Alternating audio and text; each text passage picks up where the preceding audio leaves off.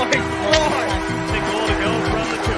Toss sweep one for James White. Puts it up to the right arm. Puts it upfield. Driving forward. Diving to the goal line. A touchdown.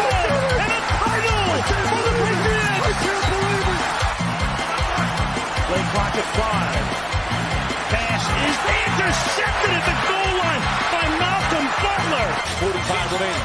Tatum drives down and throws it down. Bases loaded. 2 out. Hard hitting to right. Back at the wall. Tie game. Big Poppy. No icing. For the first time in 39 years, the Boston Bruins have won the Stanley Cup. Anything's possible!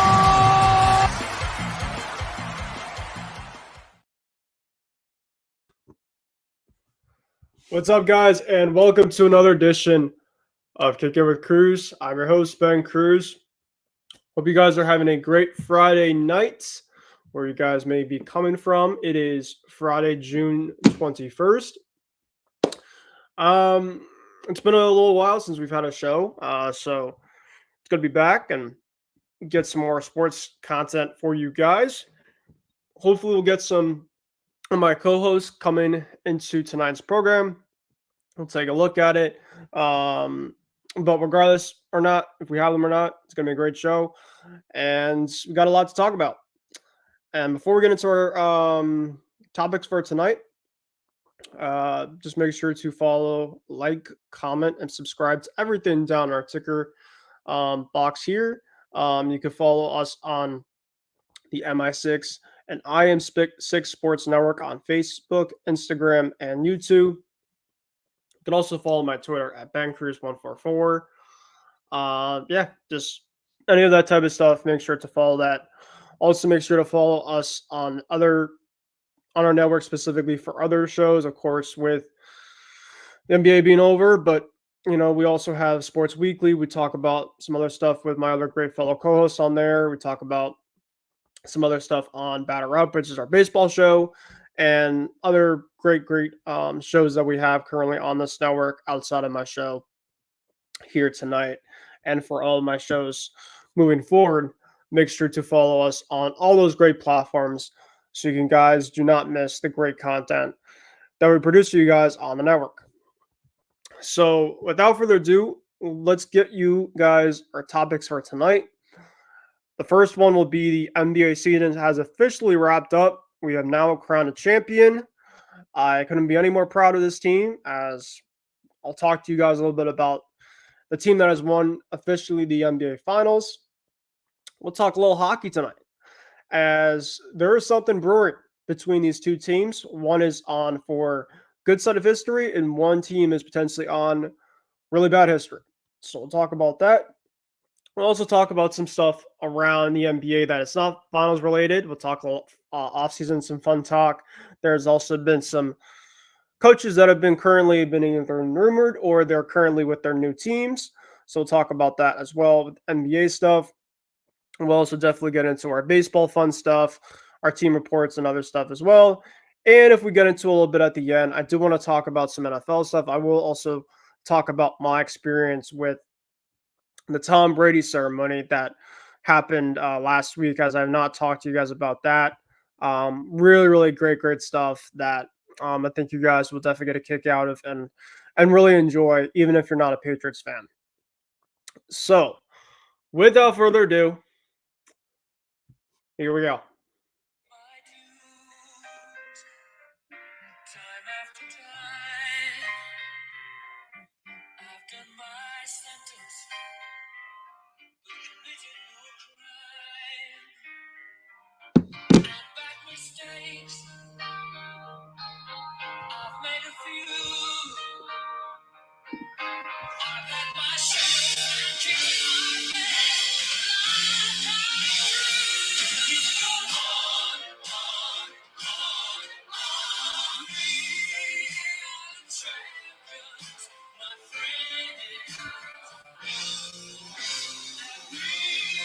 Keep on fighting to the end.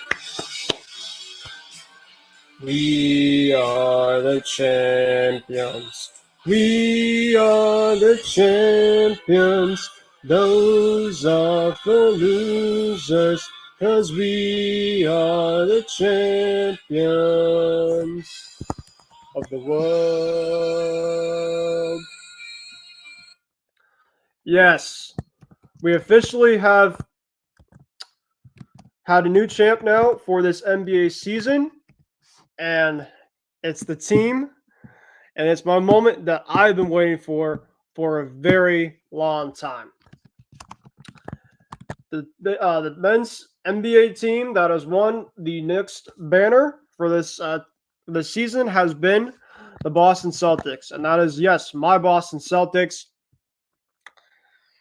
Man, oh man, Monday night was an absolute great night for me and much of Celtics Nation and for Boston sports fans. I know it's been a little bit of a drought here, a 5-year drought. Yes, before anybody gets after me, I'm spoiled. I'll admit it. And 5 years for many people, that's nothing. But for myself, as a Celtics fan, and I talked to you guys about this on a sideshow before the series started, how this had to be the Celtics team that had to hopefully and finally get the job done. They had the best team on paper from top to bottom. They were playing a really good team in Dallas that was coming into this series. But I talked to you guys about an overall how I thought the Celtics were the better team and how I thought they were going to win this series. It came down to a couple things I was expecting overall in this series. The Celtics, I thought overall, when you look at both of these two teams, I take the overall team over I take the overall talent in terms of the backcourt. And yes, Kyrie Irving and Luka Doncic, a very, very fun backcourt for that Dallas Mavericks team. However, I obviously was bleeding green. I was really rooting for my Celtics to really pull it out this year because this was pretty much mapped up for this year's Celtics team to hopefully and really get this job done. Pretty much from the beginning of the NBA season till the end of this NBA season. Yes, there were some ins, there were some outs, there were some ups, there were some downs. But all in all, when it came down to the playoffs, the Celtics, to me, if they were able to execute the best of their abilities, they were the best team, not only in the Eastern Conference, but the best team in the NBA. And when it came down to the NBA Finals, I thought specifically that Dallas was going to give us a great fight. It was going to be overall great finals. But it came down to specifically who did I trust overall in the overall full team. And I looked at it and I said it was the Celtics. So really quickly before I talk about the overall Monday game, and let me actually just move myself a little bit over this way because I know it's kind of dark over here. So I'm sorry about that for everybody that is joining here. Yeah, that's a little bit better. But the Celtics, to me personally, came down to Game 5. They were up 3-0 in this series. The first game, the Celtics won by around 20 points. You know, it was pretty much domination from top to bottom. Kyrie Irving obviously continually see to struggle ever since been unlucky. And he continued to struggle in Boston. Game 1. Game 2, the Celtics were up by 10 points. I mean, Dallas actually had a pretty good start to Game 2. And then the Celtics kind of climbed the way back. They were really bad shooting the ball in Game 2. The Celtics were in the first half. But Dallas missed a ton of free throws. And the Celtics were able to kind of keep themselves in the game because of that. And Dallas wasn't able to sustain the overall pressure that they did kind of early on in the game from the start. And the Celtics were able to find a way to hold on to that game to victory as they were 2 wins away from capturing Banner 18. Now came to Game 3, and I'll be frankly honest with you, I did not watch a lot of Game 3 in person until the end because I was at the Tom Brady ceremony, and it was the exact same night. However, I did catch the 10-minute mark of the fourth quarter, in which I had no idea what the score was at the point in time. I did take a look at my phone for, I believe, halftime, and the Celtics were down by 1.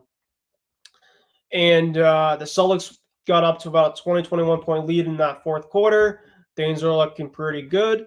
And then the Mavs went on a massive run. And the Celtics got very, very ISO happy. They got into one of their bad habits that they have really encompassed themselves to losing games the last couple of years. However, the Celtics were able to hold on once the Mavs cut it to at least one with around 2-3 minute mark left. It got really, really dicey right at that end. I was with a bunch of Celtics fans over at Patriot Place, as a lot of Celtics fans coming from that Tom Brady ceremony like I did, they decided to watch it at a bar where I was. And thankfully, the Celtics were able to hold on. The vibes were absolutely electric, not only for the ceremony, which I'll talk a little about later on, but for the game, as the Celtics were able to hold on, and they were one win away from what they wanted to do, and that was capture Banner 18. So they had a chance to do that in Dallas for Game 4 on Friday.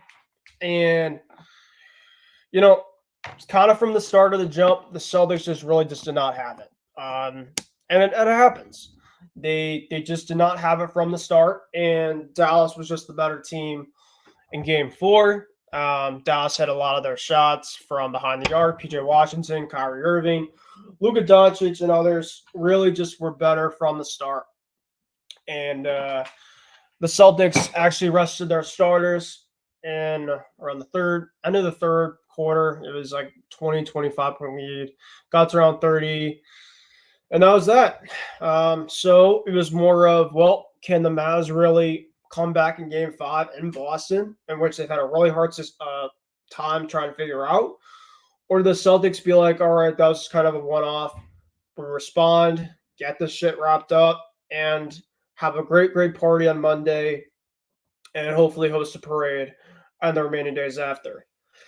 Monday came around. My nerves were at an all-time high. I ain't going to lie. Wasn't able to focus at work. My focus really was this team getting it done. And I watched Game 4 at a bar, actually, in the actual pouring rain. So I mean, for myself, trying to do that. Red Sox got their ass kicked by the Yankees. Just wasn't a great night for me Friday. But, the Red Sox were able to take 2 out of 3 from the Yankees, even including a really good night by the Sox on Sunday. And everybody was like hoping that they could push that over to the great vibes for the Celtics on Monday. And here came Game 5 for the Celtics. A chance to claim Banner 18 at their home parquet and not give the Mavs any type of life. Because you go to Game 6 and you just never know. You just never know. And then Game 7, it's Luka Doncic. He has his magic, and all the marbles can happen. The Celtics had a great, great start to Game 5. They went up at least by 7 at most, 9-2. And it pretty much was the Celtics night from the start of the game to the end of the game. And with around 5 minutes left in the fourth quarter, I could start to feel it. I could start to taste it. The whole team started to taste it. They started to feel it. And the celebration, the party, everybody started to get going. I was on my other show on Empty the Bench Network. I was on the Playback stream. Credit to Playback and on our network, and my co-host Nick and everybody that made a great, great overall impression over there. And I really want to keep myself over there for sure, which I definitely will. And I can't wait for more of that stuff on Playback for their midseason next year. But yeah, just absolutely crazy.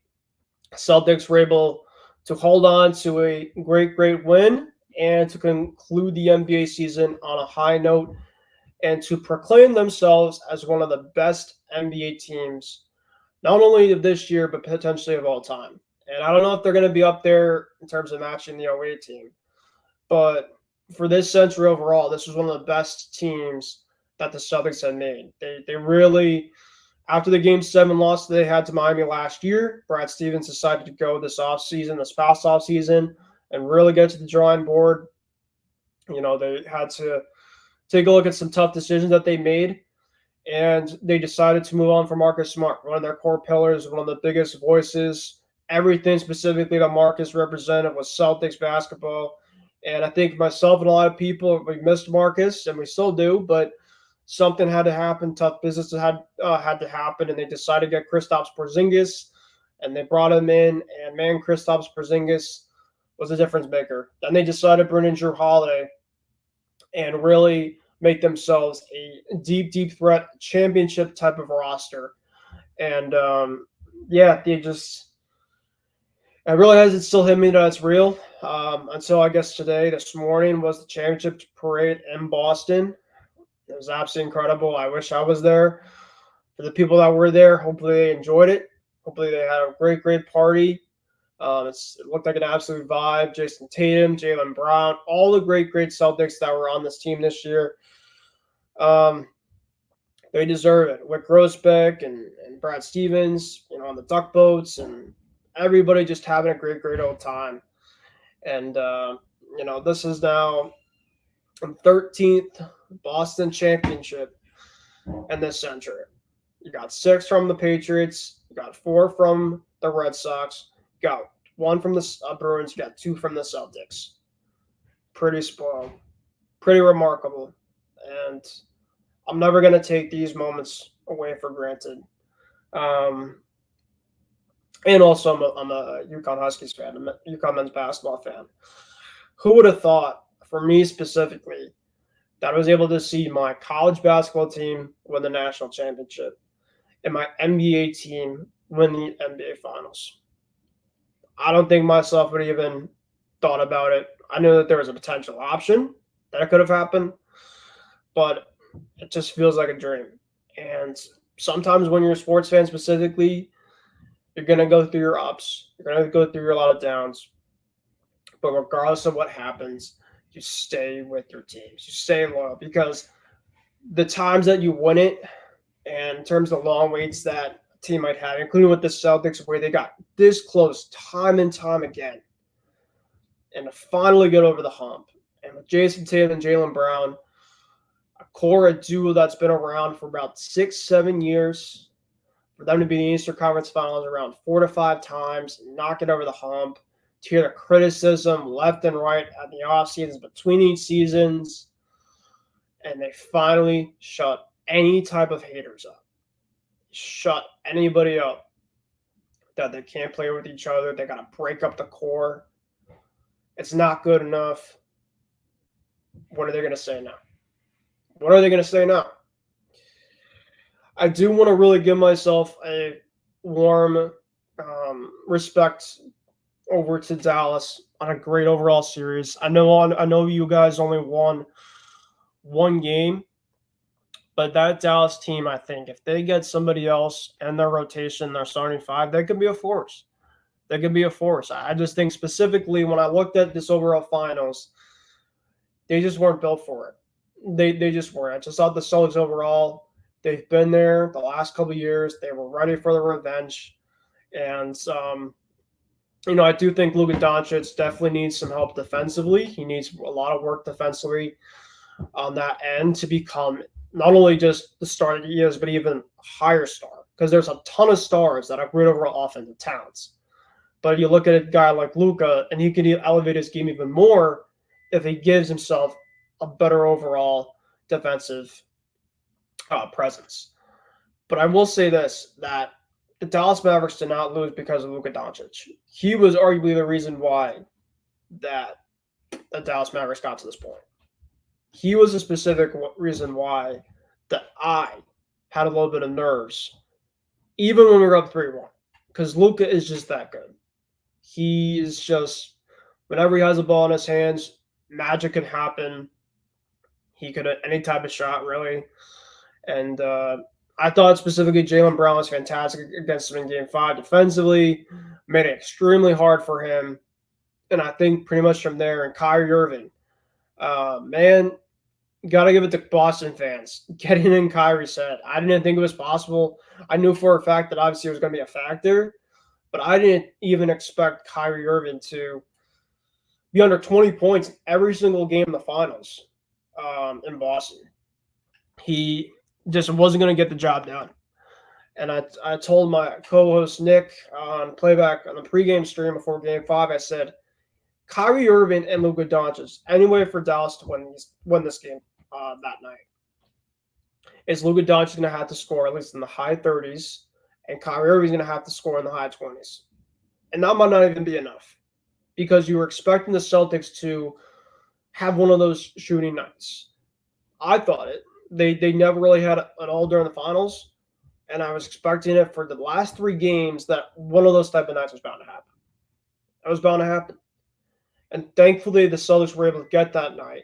And the closeout game, when it was needed, in Boston to win Banner 18. So, absolutely incredible. Really, really proud of this group. Really, really proud of Coach Mazzulla. Mazzulla definitely really proved a lot of people wrong. He proved me wrong countless times. And I couldn't be any more proud of him. And let's try to make this now kind of a trend now. The Celtics team, looking at this overall offseason really quick for this team, they pretty much have a lot of this core together. I mean, Jalen's pretty much locked up for the next 6-7 years. Jason Tatum potentially get a supermax banner this weekend, possibly. He's definitely going to be locked up, and the 2 Jays are going to be longtime Celtics. I'm definitely not worried whatsoever about that. I think for the Jays, they can at least win 1 or 2 more. I think that's a very, very respected type of prediction. You just never know with the off seasons that happen with a lot of these teams and the coaches that kind of come in. It's really, really hard to just win 1, but for yourself to do it all over again. But the Celtics have that ability to potentially do it. I obviously don't want to get ahead of myself, but I want to take a look at this overall NBA offseason, which technically speaking kicked off already because apparently a lot of teams are negotiating with some of these players and other stuff like that. We already have our first trade that happened, which I'll talk about in a little bit. But the Celtics, their starting 5 is going to be with them definitely for sure next year. And it will come down to specifically how long the starting 5 can keep themselves for the long term. I think Drew Holiday is already locked up, which he is. Jason Tatum will be. Jaylen Brown already is. Kristaps Porzingis is for another 2 years. Derek White's definitely going to get an extension. For any non-Celtics fans that were hoping that this was just going to be a one-off type thing, you guys are in for a rude awakening. The Celtics team is going to be around. They're going to be a playoff contender. They're going to be Eastern Conference Finals contender, and they're going to be a championship contender. Under this coach, and now with the Jays specifically winning 1 championship, that gives them their confidence in not having to be heroes. Essentially when it comes to the playoffs, they don't have to be pressing. It's all about going out and playing loose. That's what you kind of saw a quick glimpse about from the Celtics team this year is, they lost that big, blowout even in the finals in Game 4. And Coach Mazzulla just kind of told the players to have fun, play loose, and we'll get the job done. And that's what they did. So, Celtics, NBA champs. Love to see it. They now have the most NBA finals out of any team in NBA history for the time being. So, that's that. Love to get out of the way first, but that's one of my favorite things to get out. Now let's get to more stuff in the NBA world. The first thing is the Detroit Pistons. A couple days ago, the Detroit Pistons have decided to fire Coach Monty Williams. Monty, obviously, the Detroit Pistons were one of the worst teams in basketball last year. I mean, they're pretty much a rebuilding type team. Crazy thing is that the Boston Celtics won more games in the NBA playoffs than the Detroit Pistons won all year. Crazy. And, Monty Williams is one of the best coaches out there in terms of NBA. And I don't know specifically how I feel about this if you're a Pistons fan, because he's a great coach, and the Pistons specifically, they're a rebuild. I mean, I don't think really firing the coach is going to do much. I mean, I know obviously that they are owing him $72 million, which is a lot. So you got to look and think about what the Pistons are going to do next. I know that they probably have some interest coming in from other guys. I don't know who. Maybe JJ Barrega, or I think his name is James Barrega. He's definitely out there. Maybe Kenny Atkinson. I don't know. I really haven't followed the Pistons enough to really see kind of who they've been interviewing. But Monty Williams leaving and getting fired, I have a pretty good idea that he's going to find a job pretty soon after leaving Detroit. That's tough. That's really, really tough. And I wonder what the Pistons do. Do they decide to get some pieces? I know that they have Kate coming him over there. He's had his injuries here and there, but when he's on the court, he's a pretty good player. They got Jaden Ivey. Just a lot of young guys. And you just don't know. Maybe they bring in a guy, like overpay for him, like a Brandon Ingram type. But Detroit is going to be, I want to say a laughingstock, but they're going to be a really tough team to watch for the years to come. There's just really no stability and no culture over there. And I thought Monty Williams just firing him kind of early. It's tough. It's tough for them. It's tough for the team. So that's that really quick there. The other news is, and I don't know if Isaiah, my co-host, is going to be on, fellow Laker fan here, is going to be on this at this point in time. But if he comes on, we will get the latest on his overall reactions as the Lakers got their new coach. They have officially hired JJ Redick. JJ, obviously, you probably have heard the name around. He's been with multiple teams in the NBA in terms of playing basketball. He's with the Sixers. He's with the Clippers. He was with the Pelicans for a bit.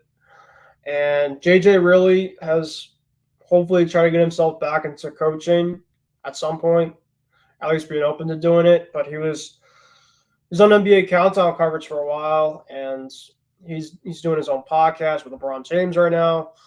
And just crazy for the Lakers that they're going with this route. I know that Isaiah, my fellow co-host for the Lakers, is not happy about it.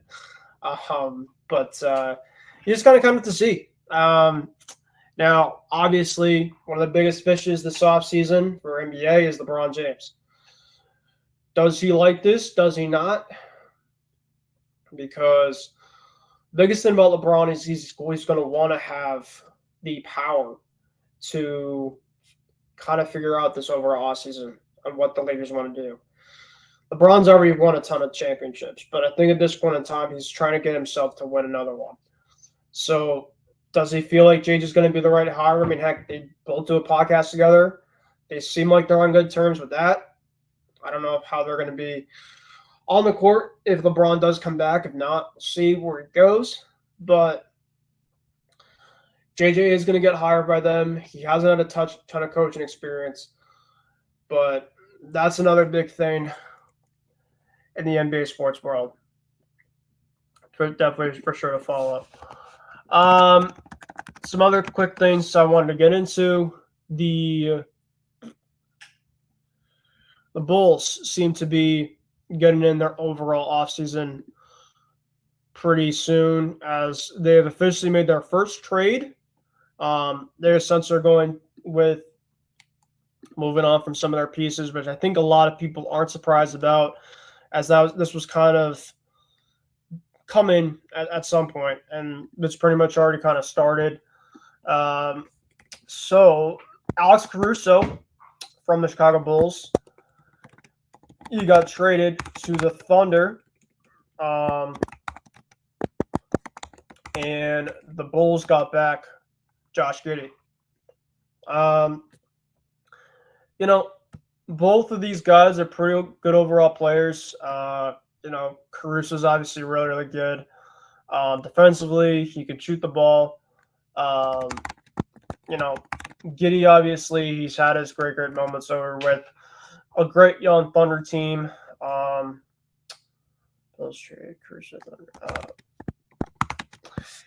So we'll have to see in terms of how this goes. Like I said, I think Kruse is a really good fit for the Thunder. I think he really just bides well. He does a really good job, really kind of wherever he is. And, Giddey obviously is coming from a Thunder team, like I said, that's young. Giddey, just kind of looking at his overall stats really quick.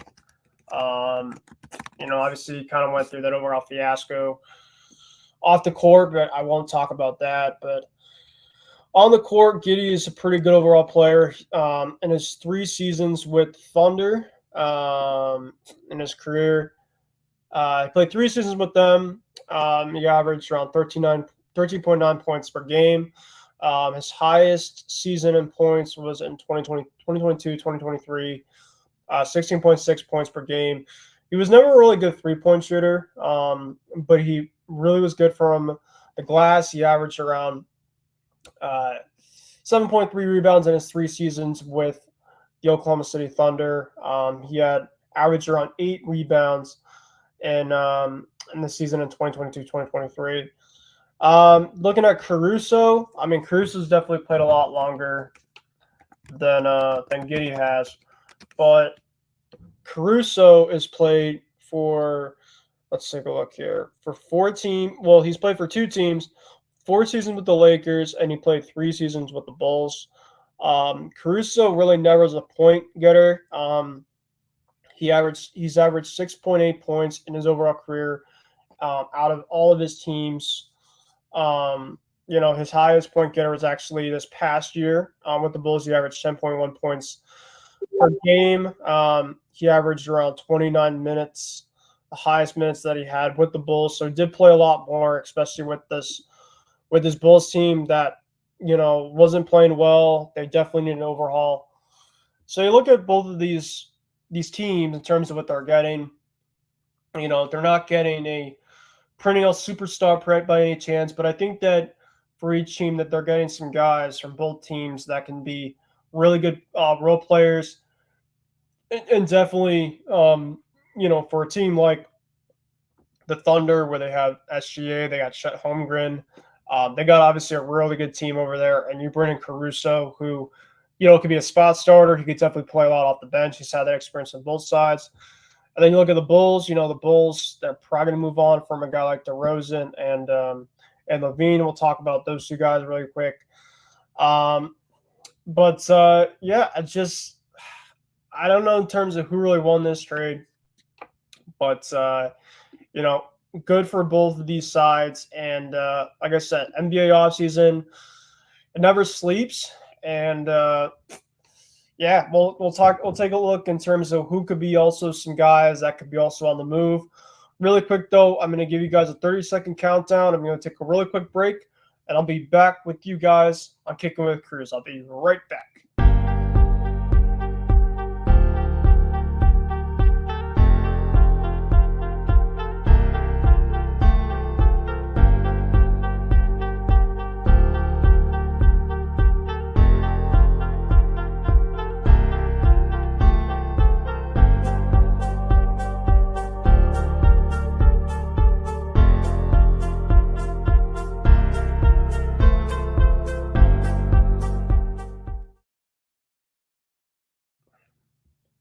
Okay. I'm back, guys, from the little break I had. For those that just are coming on, welcome, guys, to Kicking with Kruse. I got through a little bit of NBA stuff. I got through the Celtics winning banner 18. I got through that recap. I got through some NBA latest stuff. I got through the Pistons firing Monty Williams. I've also talked about the Lakers hiring JJ Redick.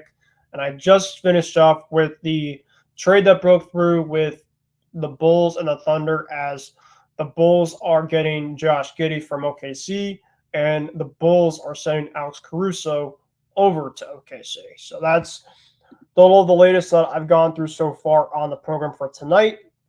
You guys have any questions for me, any comments for me, don't be afraid to holler at your boy here in the private chat. I'd love to get those answered by the end of this program for tonight. But continuing on with our NBA segment, really quick before I get to hockey, I'm going to get into some hockey stuff after this because there's a lot of great drama that we have unfolding with the Stanley Cup final. But before we get into that, let's kind of finish off with the NBA segment. And what I wanted to get to was really quick, some questions we kind of could take a look about for this offseason. You look at a couple teams, and, you look at the East, who's going to really be the force teams in the East? The Celtics obviously are going to be the top at the top, defending champs. You look at Milwaukee, Giannis and Damian Lillard, their second straight season together. They should still be a really good team. Darvin Ham's going to be an assistant coach for them after he got fired last year by the Lakers. And Doc Rivers. I don't know if I trust Doc in the playoffs, but regardless of the playoffs, for the regular season, they definitely should be a really good force. Of course, again, what happens to the Sixers? I've never been a big believer in Philly, with Joel Embiid and, the core that they've had there. Tyrese Maxey, obviously. But, they might go out and get a star. They might get Paul George. They may get Zach LaVine, DeMar DeRozan. Who knows what they get? Maybe they make a trade for Jimmy Butler. Maybe. For a reunitement. I don't know. But all I do know is for Philly is they're trying to get another star for Joel Embiid. But regardless, as a Celtics fan myself, the Celtics have had very good success against Philly. But in terms of an NBA standpoint, Philly's definitely going to be a top 5, top 6, 7 seed in the East. Indiana, of course, the team that the Celtics face in the East Conference Finals. And yes, Indiana did not win a single game against the Celtics in the Eastern Conference Finals. They're a damn good team. Damn good team. They got a really good young core. Tyrese Haliburton, Pascal Siakam, Andrew Nembhard, Miles Turner. They're really good defensively. They play a high up tempo. I'd be curious to see in terms of they play the exact same type of game style next year. I definitely know what works out in the regular season, but when it came to the postseason, it put them. So, you need to have a little balance, and they play a very high up tempo, and it definitely works a lot for them against a lot of good teams. But it bit them in the ass in the playoffs. So, and then you look at some other teams. The Knicks. The Knicks, obviously, they're on the come up. We got one of our co-hosts in on the program tonight, Isaiah. It's been a long time coming, really quick.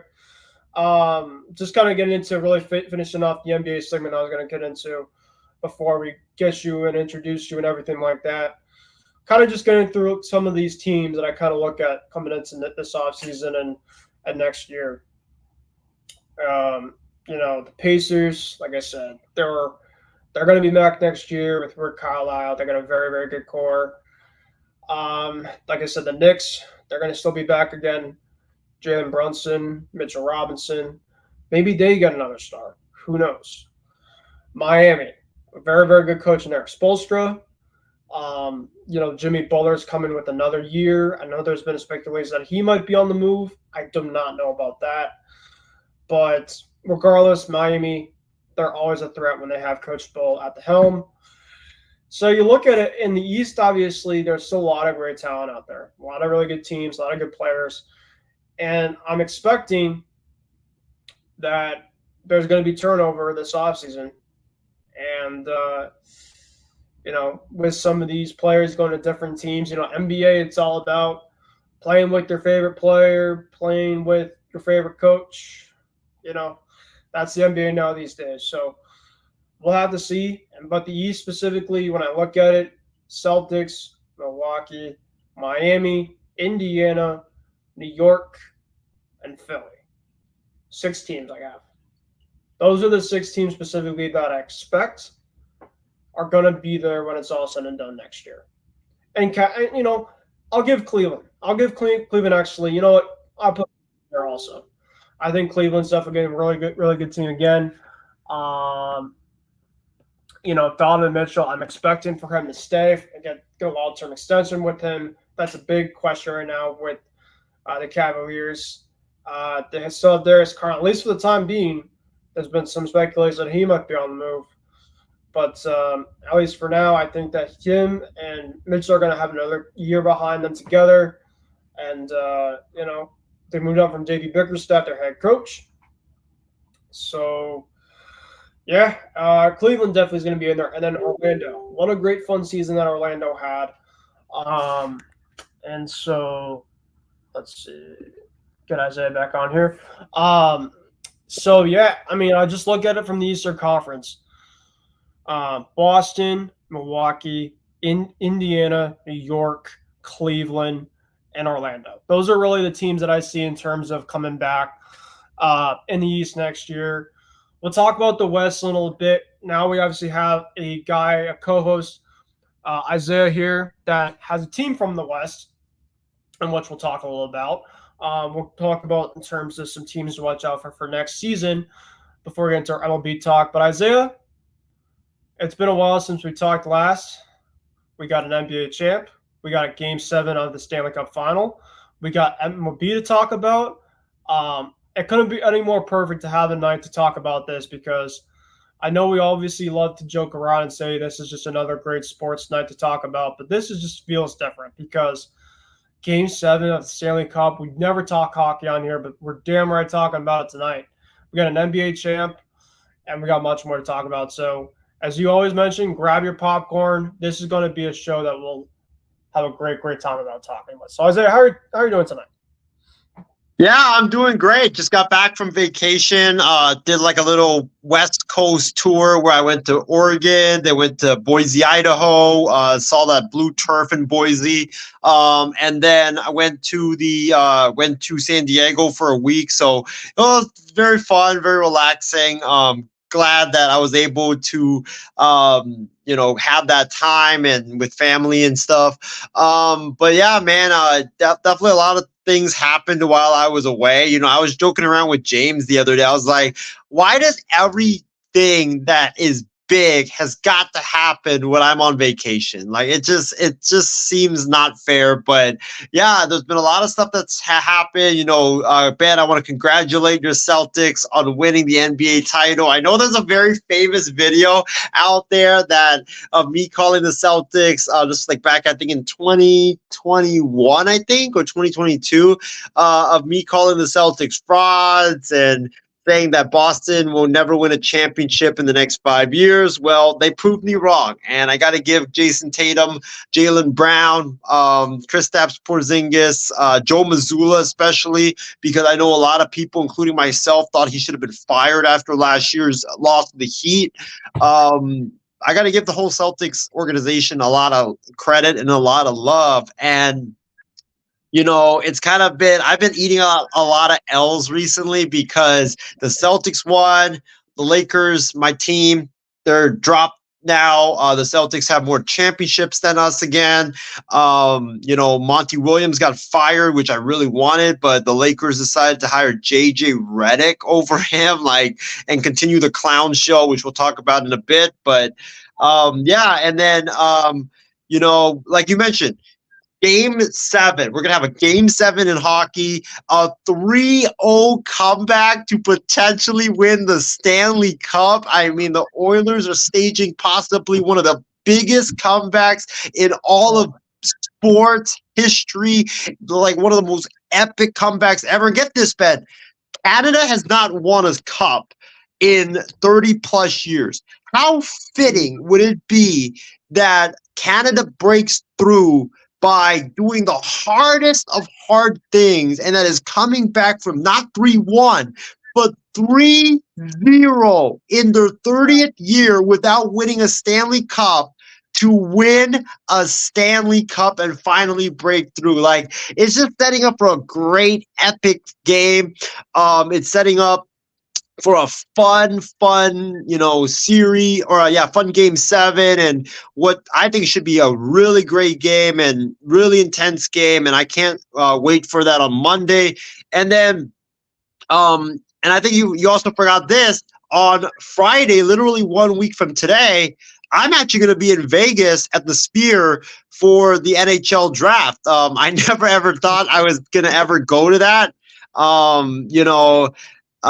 bought a ticket immediately after the Sharks won the number 1 pick because that never happens. And then, now I'm going to Vegas to attend the NHL draft.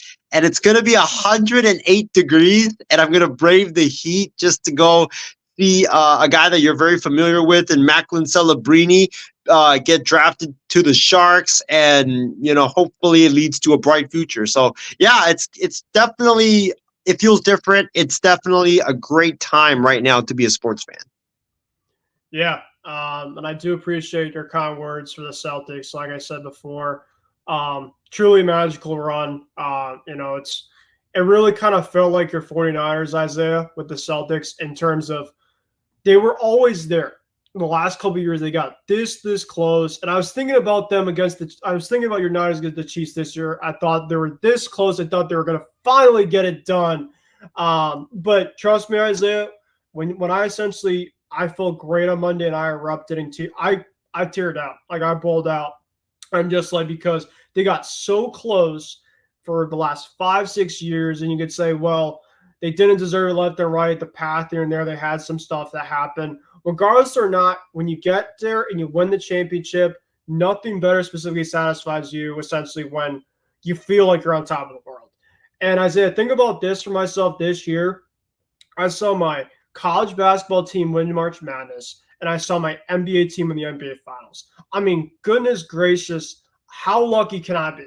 I mean, that's what you talk about sports heaven for my basketball. And even if my Red Sox and my Patriots aren't great this year, this and that, I can look back and be like, heck, my basketball, I did a pretty good job. And so, and you also kept your college basketball coach from your professional team's biggest rival. Like, that was a big thing, because when the reports first broke, like, I was so sure that Dan Hurley was going to come to Los Angeles.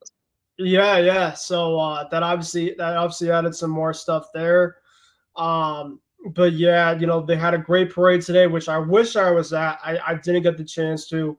But it was an absolute great vibe. Boston does a very good job in terms of making their sports teams proud. They're not only with the fans, but just the overall community. The Jays are finally able to shut the haters up. For so many years, they got so close, and people said they couldn't get it done. People said they needed it broken up. I had the belief that things were going to happen for a reason. And I told you, Isaiah, and I told a lot of people, on my other show that picked the Mavs. I said to people, I wasn't even being biased when I picked the Celtics. I said, when I look at these two teams going into this overall finals, I said that I'm picking the team over the overall duo. And sometimes specifically the duo usually wins. It'll sometimes happen. But the Celtics overall as a team this year on paper, even if Kristaps Porzingis, who obviously was injured a lot during the overall finals and throughout the playoff run, this team specifically was just different. And I don't know what it was, but I just had the belief this year than different past years that any type of adversity would hit, they were ready to lock in. And I knew for a fact after Game 4, there was the opportunity of, are you going to back down and quit, or are we going to go out and decide to, forget about that, make it as a one-off, and to win at your home base, which was going to mean more anyway than to win an NBA Finals on the road, because then you had all these people looking at you, they'd be hating you, this and that. But for them to go back to Game 5 and win it at TD Garden on your home court, to party it up, it just capped off of what it was an incredible run, incredible season, and hopefully can kind of start potentially a mini dynasty, I guess you can say, with the Celtics team. And so just a lot of great things kind of in my mind. Crazy as I say to think, it still hasn't hit to me that we won the championship. There's just been so many crazy emotions. I mean, my heart definitely is relieved for this because last weekend I was an absolute wreck after they lost Friday in Game 4. That was pretty much on my mind. It get me to Monday, which I think for a lot of people is, why do you want a Monday? Mondays typically suck. But for me, it was a Monday from Game 5 at the Garden. Please do it for me and for the city. And I lived it up. I partied it up. And today, Boston and the Celtics got a chance to have a great old celebration. And just a great overall NBA season, Isaiah. We'll talk about some of the awards, I think, in our next show in terms of some MVPs and everything like that. But I do want to talk about the off-season stuff really quick before we get into the hockey stuff. Really quickly, I wanted to ask you, what was your overall reactions on the trade between the Bulls and the Thunder for Alex Caruso going to OKC for Josh Giddey? Your overall reactions to JJ Redick become the new head coach of Los Angeles Lakers? Monty Williams getting fired from the Detroit Pistons? And what are some offseason bold predictions that you were looking forward to this offseason with some players that could be on the move?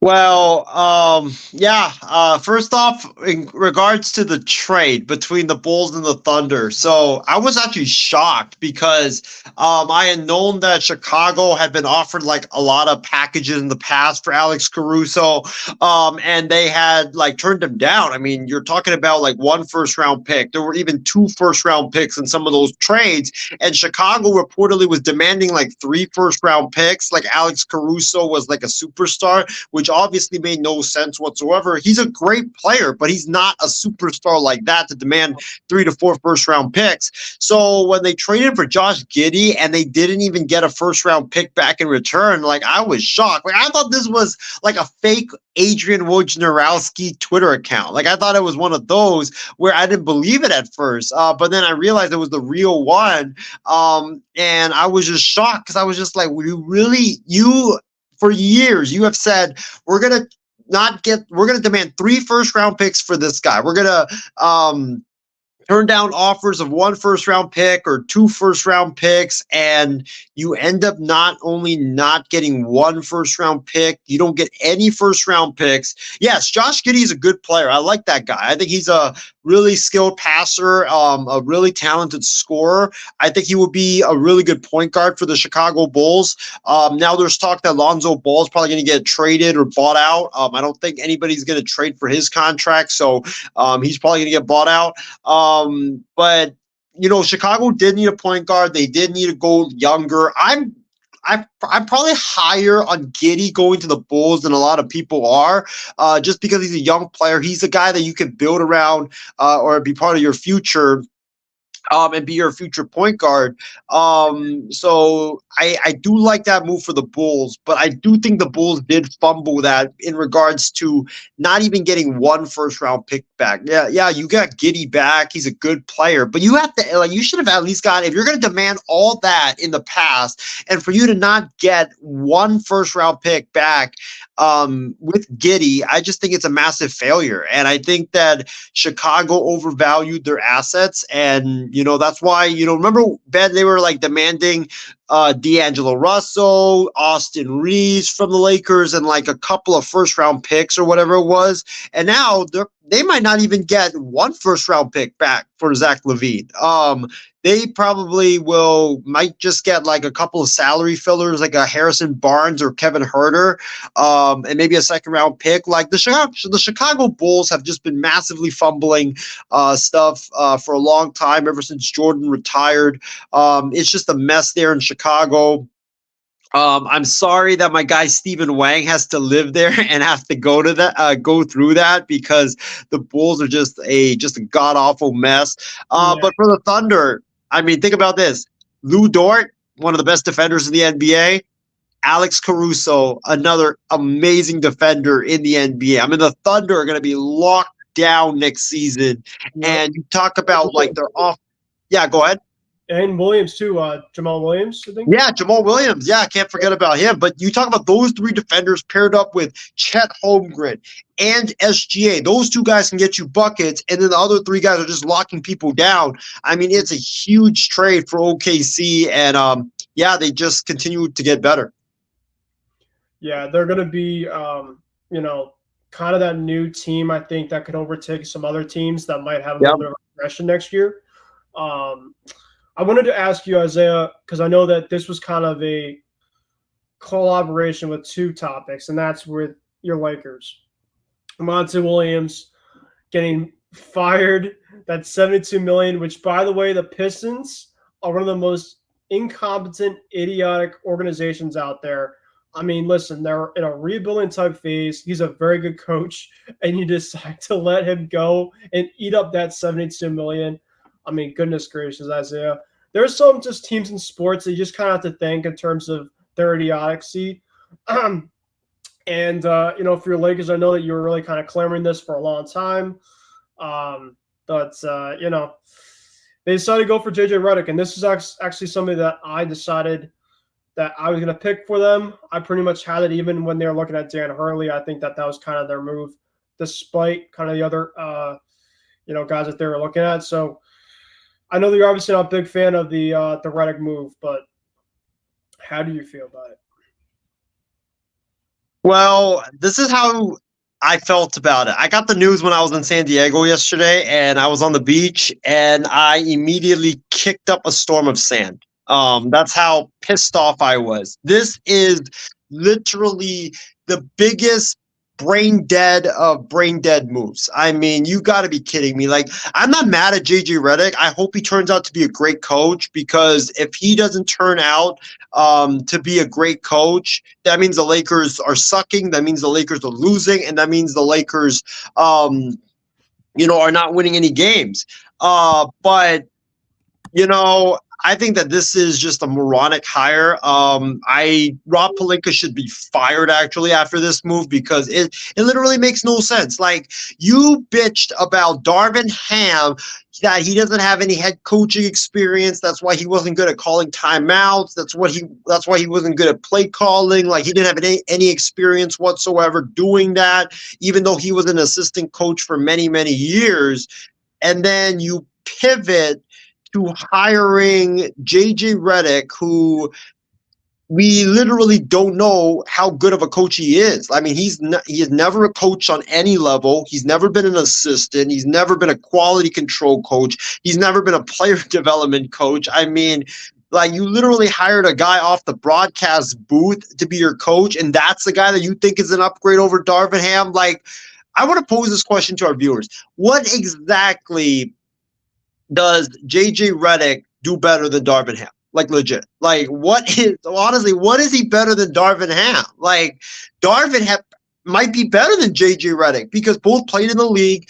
Darvin's got the experience before he took the job. JJ doesn't have any experience. Like, JJ could be either the next Steve Kerr, or he could end up being like Steve Nash or Magic Johnson when he coached and was another failure. Like, that's the problem I had with this hire. It was like, I know he's very like buddies with LeBron, but you have Monty Williams available. You have a guy who is, one of the best coaches in the NBA, two-time NBA Coach of the Year, led the Phoenix Suns to the NBA Finals a couple of years ago, overachieved with that roster. It wasn't his fault. Like, that Phoenix sucked the year before last season. Like, I just don't get it. Like, I really, really just don't get it. You have Monty Williams available. Like, Detroit literally just handed you a golden ticket to be a serious franchise again. Like, Monty Williams is one of the best coaches in basketball, and you pick a guy with no experience. Like, it just makes no sense. Like, it really makes no sense. And Ben, I don't know if James is in here or not, but Ben, I just think that the Lakers, the Celtics are just going up and up and up, and they're a serious franchise. The Lakers are just going down, down, down. And the Los Angeles Lakers, unfortunately, are not a basketball organization. They are a meme organization of basketball. Like, that's what they are. Like, they're a clown show. I mean, it's just, I don't have any words because you bitched about a guy who didn't have experience, and that didn't have any head coaching experience, and you hire a guy with no coaching experience at all, despite a guy in Monty Williams being out there and available and for you to take. And me and James talked about this. Detroit is paying him like 70 million. You could have paid him like $1 million or $2 million, and he would have taken it because Detroit's basically paying him a large amount of money. Like, it could have been Russell Wilson with the Pittsburgh Steelers. But, I mean, the Lakers, it's just a clown show franchise. And, James and Ben, I want to thank the Lakers, honestly, for letting me take off next year in basketball because I could focus all my attention on watching Macklin Celebrini develop now. Like, thank goodness. Like, I don't have to watch the Lakers with their utter nonsense. Like, this is just, like, it makes no sense. Like, you're a contending team. You don't hire and trust the unknown. You just don't do that. Like, a team like the Pistons or the Hornets can do that. Not the Lakers, a team trying to compete for a championship. Like, you need to go for the thing that is proven. You can't go for a thing that's not proven. It's like what we did with Taylor Horton Tucker. We were contending for a championship. Didn't trade him for Kyle Lowry because apparently the Lakers, I don't know why, but Rob Pelinka viewed him as the second coming of Kobe Bryant. And then, he might be the next Kobe. And guess what? THT, where is he right now? He might be out there, I don't know, flipping hot dogs on the street. Like he's literally not in the league anymore. And we refuse to trade him for Kyle Lowry. It's a clown show in LA. That's what it is. We welcome here James Gonzalez to the program, one of our other co-hosts for tonight. James, it's been a hot minute since we talked last. We have a new NBA champ. We have a Game 7 of the Stanley Cup Final. We do some baseball talk. Really quick though, James, how you been doing, my friend, and how you doing? Just busy with work. I mean, everything has gone bad the last 3 weeks. The first 3 weeks at my job. Lucky to have been home and come home and watch, the end of certain games that have been going on. And on this screen, I see one winner and I see one loser. Exactly. Then I cannot congratulate you enough on the Boston Celtics. They showed that they were superior. Hey, we won the in-season tournament. Don't forget about that. No, that's not. They wouldn't hang that in Boston. They don't hang those. Absolutely. Duh. I mean that's a phony thing. That's like a medal that a kids get for reading a Dr. Seuss book. That's not an NBA championship. So congratulations, Ben. I know the parade was today. Yep. I saw like one player get drunk and throw up, but that's okay. It's not a parade. You go all out. It's hot there. Yeah, they just had more. I mean, to get it against Kyrie must have been satisfying as well. To shut down Luka and make him cry the whole series. That was fun to see, I bet. Just to outshoot the Mavericks, other from one game that you just knew was going to be a gentleman's sweep. They just showed that they were the superior team all year long, having the best home record. What was it, 41-6 or something like that? Something like that. Yep. No, not 41. I think the losses that they had at home were one against the Lakers, one against the Clippers, so 2 against you guys. Yeah, you can hang that banner as that. Go ahead. Austin Reeves, legacy game in T. Gar. Yeah, I can laugh at that now. All right, who else? Burn that. The Knicks. I think we lost once too, and we actually came back from that. I think we cut it down to like 6 after we were down like 28 or whatever. It was one of those meaningless games at the end that I could like less care about. I think a couple others that were bad, but outside of that, yeah, our home record was impeccable. Then the small part about that, it's good to know, and it's good to count on barely 2 of your hands the amount of home losses that you had. The Clippers gave up so many home losses this year. It was so embarrassing. It was bad, but yeah, happy the season's kind of over with because you just knew. And the thing is, too, I feel like Boston's going to repeat. I don't care if Philly gets Paul George. The Pacers can retool or whatever. But when it comes to depth, when it comes to hitting the shots, it seems like the Celtics do it the most and do it the best. They're the boss, just like the old film, the old interview back in the day. So congrats on that. No congrats to Isaiah for the hire of JJ Redick, the inside job that LeBron supposedly had nothing to do with. Yeah, right. He's literally giving him the contract. He's with him doing the podcast every day or every week. It's just embarrassing. I mean, the Lakers are a cycle that just continues to go off the rails. I can't stand them. When LeBron's gone, you'll finally be free of a dictatorship, and they just need a clean house after that. I want to see if they keep D'Angelo Russell if he decides to opt in. I do want to see if that happens. If they make some trades to get a superstar in there. They don't even deserve to have another superstar. They need to do it with who they have. They need Anthony Davis to be healthy and grow up a little bit. For the Clippers, it is going to be an off season that will shock you, I think, because Russell Westbrook is free agent, James Harden's free agent, Paul George can opt out, Kawhi doesn't want to play. He said that recently. He's like, there's a reason I played, all those games for MVP, but if that wasn't in there, I would have set out like the other ones. Ty Lue got an extension, the most ever. Can you believe that? The most years and numbers, and hasn't won a championship. I talked about that last episode. You weren't on, so now since we have you, I don't know how you feel about it. But oh my god, dude, I would take the guy who runs the film, like Eric Spoelstra, the guy who just does the computer work. I would rather take that guy and see what he's got. Not do the same thing. The guy that's on YouTube that screams all about the film. Yeah. That guy is great, man. That guy is awesome. And I just hate doing the same thing over and over again. And Isaiah was the first one to tell me about what Lawrence Frank said, the president of the Clippers, or the what do you call it, the CEO or whatever. He was saying, "Oh yeah, we'll just do it next year. Everybody just has to be healthy." And that's what the feeling is with the LA Clippers right now. We're moving into the Intuit Dome. We might have the players that are on the wall. We might not. We'll let you know. We're still second fiddle in the city. And, we're just going to try again, knowing that it won't happen again. So, yeah, that's the way the NBA is going. I can't wait for the draft and have all these nobodies be compared to legends. That's what I'm going to hate about it. It's what I like about it. It's all the, what do you call it? It's all international players mostly. So I do like that. I love how many French players we're getting. That's awesome too.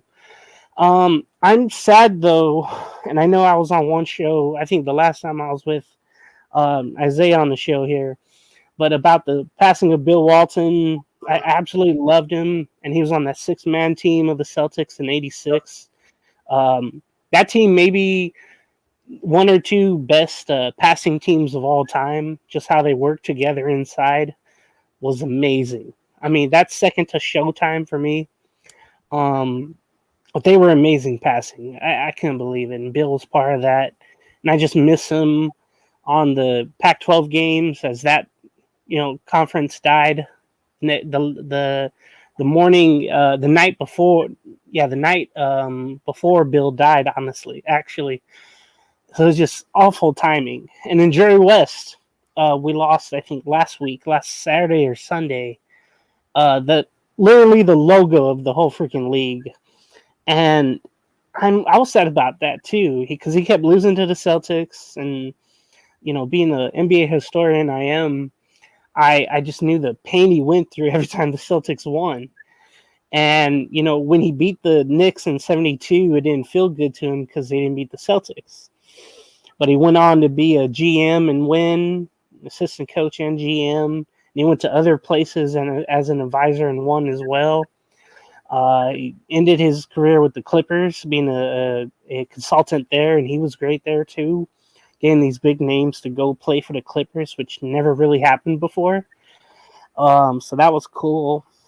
But losing those two legends is just awful for me. And coming with the end of the season too, knowing that there's no more finals games, that kind of sucks too.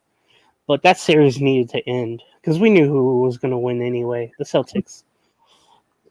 Yeah, I do want to send my prayers and condolences. We actually have another guy when we get to our baseball segment, definitely a legend that definitely who passed away a couple days ago that we'll have a moment of silence for. But yeah, just a lot definitely getting on with the basketball stuff, with the finals being obviously over. Appreciate that, James. I thank Isaiah once again for the compliments. Like I said, it was a great run. It was definitely needed. They got so far for so many years. They never got the job done. Thankfully, with this year, they did get the job done. So we got through pretty much a lot of this stuff. Let's now get to hockey. We're going to talk about the game 7 now of the Stanley Cup Finals, which will be now on Monday. And James, I don't know if you've gotten the chance to watch this whole entire series, but we don't really talk a lot of hockey here on the program. But I do want to talk about this overall series and everything like that. Because my goodness, both NBA series and the NHL series are both at 3-0 apiece. And I think many people are expecting both teams either sweep or a gentleman's sweep at best. Obviously the Celtics lost game 4 by a lot, and then the Panthers lost game 4 by a lot. And I'm like, well, that kind of makes me feel a little bit good because I ain't gonna lie, I was a little overreactive after game 4. Like, oh boy, is this gonna be the same old shit? And then obviously game 5, I was just really, really excited. But then the Panthers, they have not gotten the job done yet. I thought maybe after game 4, there's a little bit of a, Edmonton got 7 or 8 goals, and then I'm like, all right, maybe they make it a series. Then tonight was game 6, and they put it on them. They pretty much put it on from the start to finish. And man, you just talk about an overall momentum shift from the beginning of this series, where it looked pretty much all Florida, till now, which is now a team that's pretty much awoken a sleeping giant, and that's Edmonton. And now we get the chance to kind of talk about this overall series. I know, Isaiah, you're starting to become a little hockey talk more, which I do appreciate you about, if there's anything like that. I know James. Well, I don't know. But, on one of our other programs that we have on here, Isaiah definitely has talked a bit more, which I've heard more hockey talk from him this year than any time. So I will give him that. I don't know in terms about his knowledge about hockey, but just wait till the draft show. Wait till I go to the draft. Oh my god! I already was telling James it's gonna be like Macklin goes #1 of the Sharks, and then they're gonna say some name. I'm gonna be like, Bravo, great pick, great forward, and then he ends up being like a center, and I'm like, oh crap, or something like that.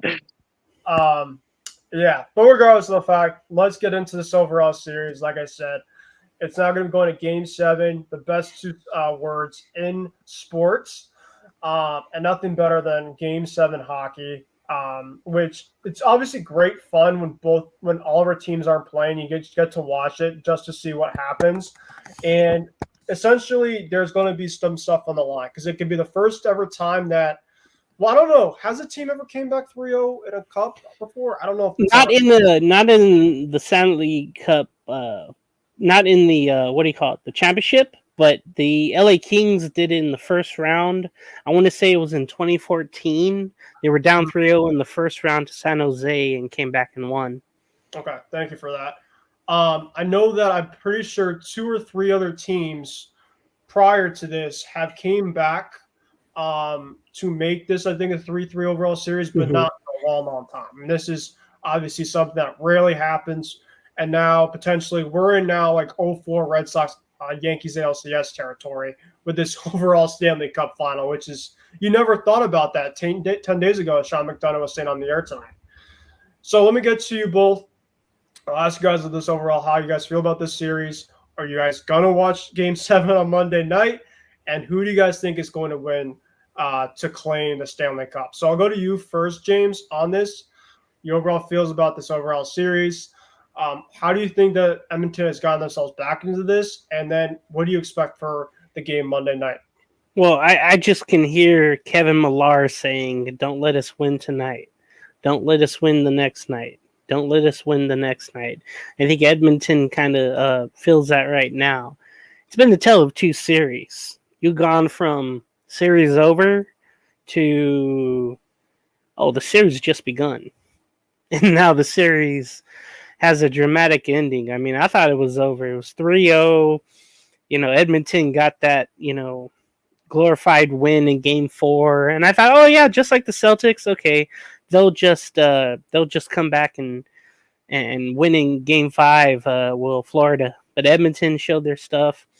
I mean, it's been like I said, a tale of two series where Florida flexed its muscles and showed why they were the beast of the East all year long. And Edmonton just could not score. They couldn't get anything done with all those great scorers they have. And then I'll tell you what, confidence is a wonderful thing. When that Game 4 happened, where they scored 8-3 or whatever it was. Yeah, 8-1, maybe too. And Bravosky just, got whiplash from all those goals going past him to the net, and they had to pull him after 5 goals, I think.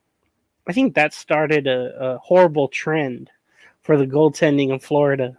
And they were not getting proper defensive rotations. They were turning over the puck.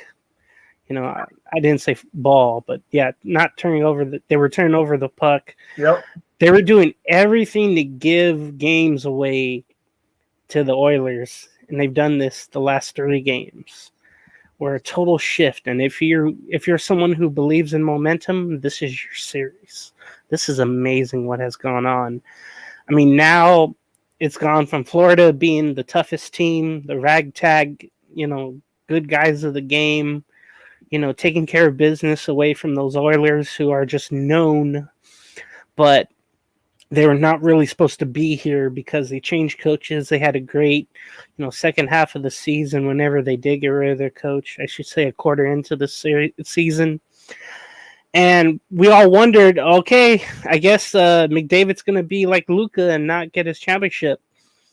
Well, Connor McDavid, he's been amazing with the amount of points he's been getting, setting up other people for goals. The defense of others have been amazing. The breakaway goal that we saw tonight by Hyman was great. Yep. Just these little things that have been amazing. I've loved this game, and I love the series. I always love playoff hockey, and the fact that we have a 7th game when I thought we were just done, like the NBA Finals. Yep. I love it. It's great. And you know what? I think Edmonton's going to win on Monday. Okay. I think it's going to happen. We'll have our first team to go 0-3 and come back and win like the Red Sox in 0-4. I just feel like it's going to happen. All the momentum that Florida went is shifted to Edmonton. And the people have been waiting since 93 of Canada. They've been waiting for a champion. It's been all those years since Montreal defeated the Kings. I think it's just time. It's time, and it just takes a team like the Oilers that I kept picking against, too, by the way. I think I had, if the Rangers were playing the Oilers in the final, I would have had the Rangers, I think. That's what I had a couple of weeks ago. I was wrong about that. I thought the Stars were going to beat the Oilers, and that didn't happen. So I kept going, even though I liked what the Oilers were doing this year, I always went against them. I was so wrong about that. And they've just been playing in stretches. And right now, they're playing in great stretches. They're taking care of the power play goals. Florida, it's the total opposite. Their power plays are awful. They're not getting anything. They're getting the puck away. The defense of Edmonton, they're getting that puck out of there. They're doing a great job. The goaltending of Skinner has literally been night and day and night. I really, of both goalies, it's been opposites of this series. It's been so amazing. But yeah, I have to think Edmonton rides this momentum, even on the road, where I know that Florida crowd, they won't be as loud. They're going to be nervous as hell, and they're going to be disappointed as hell come Monday.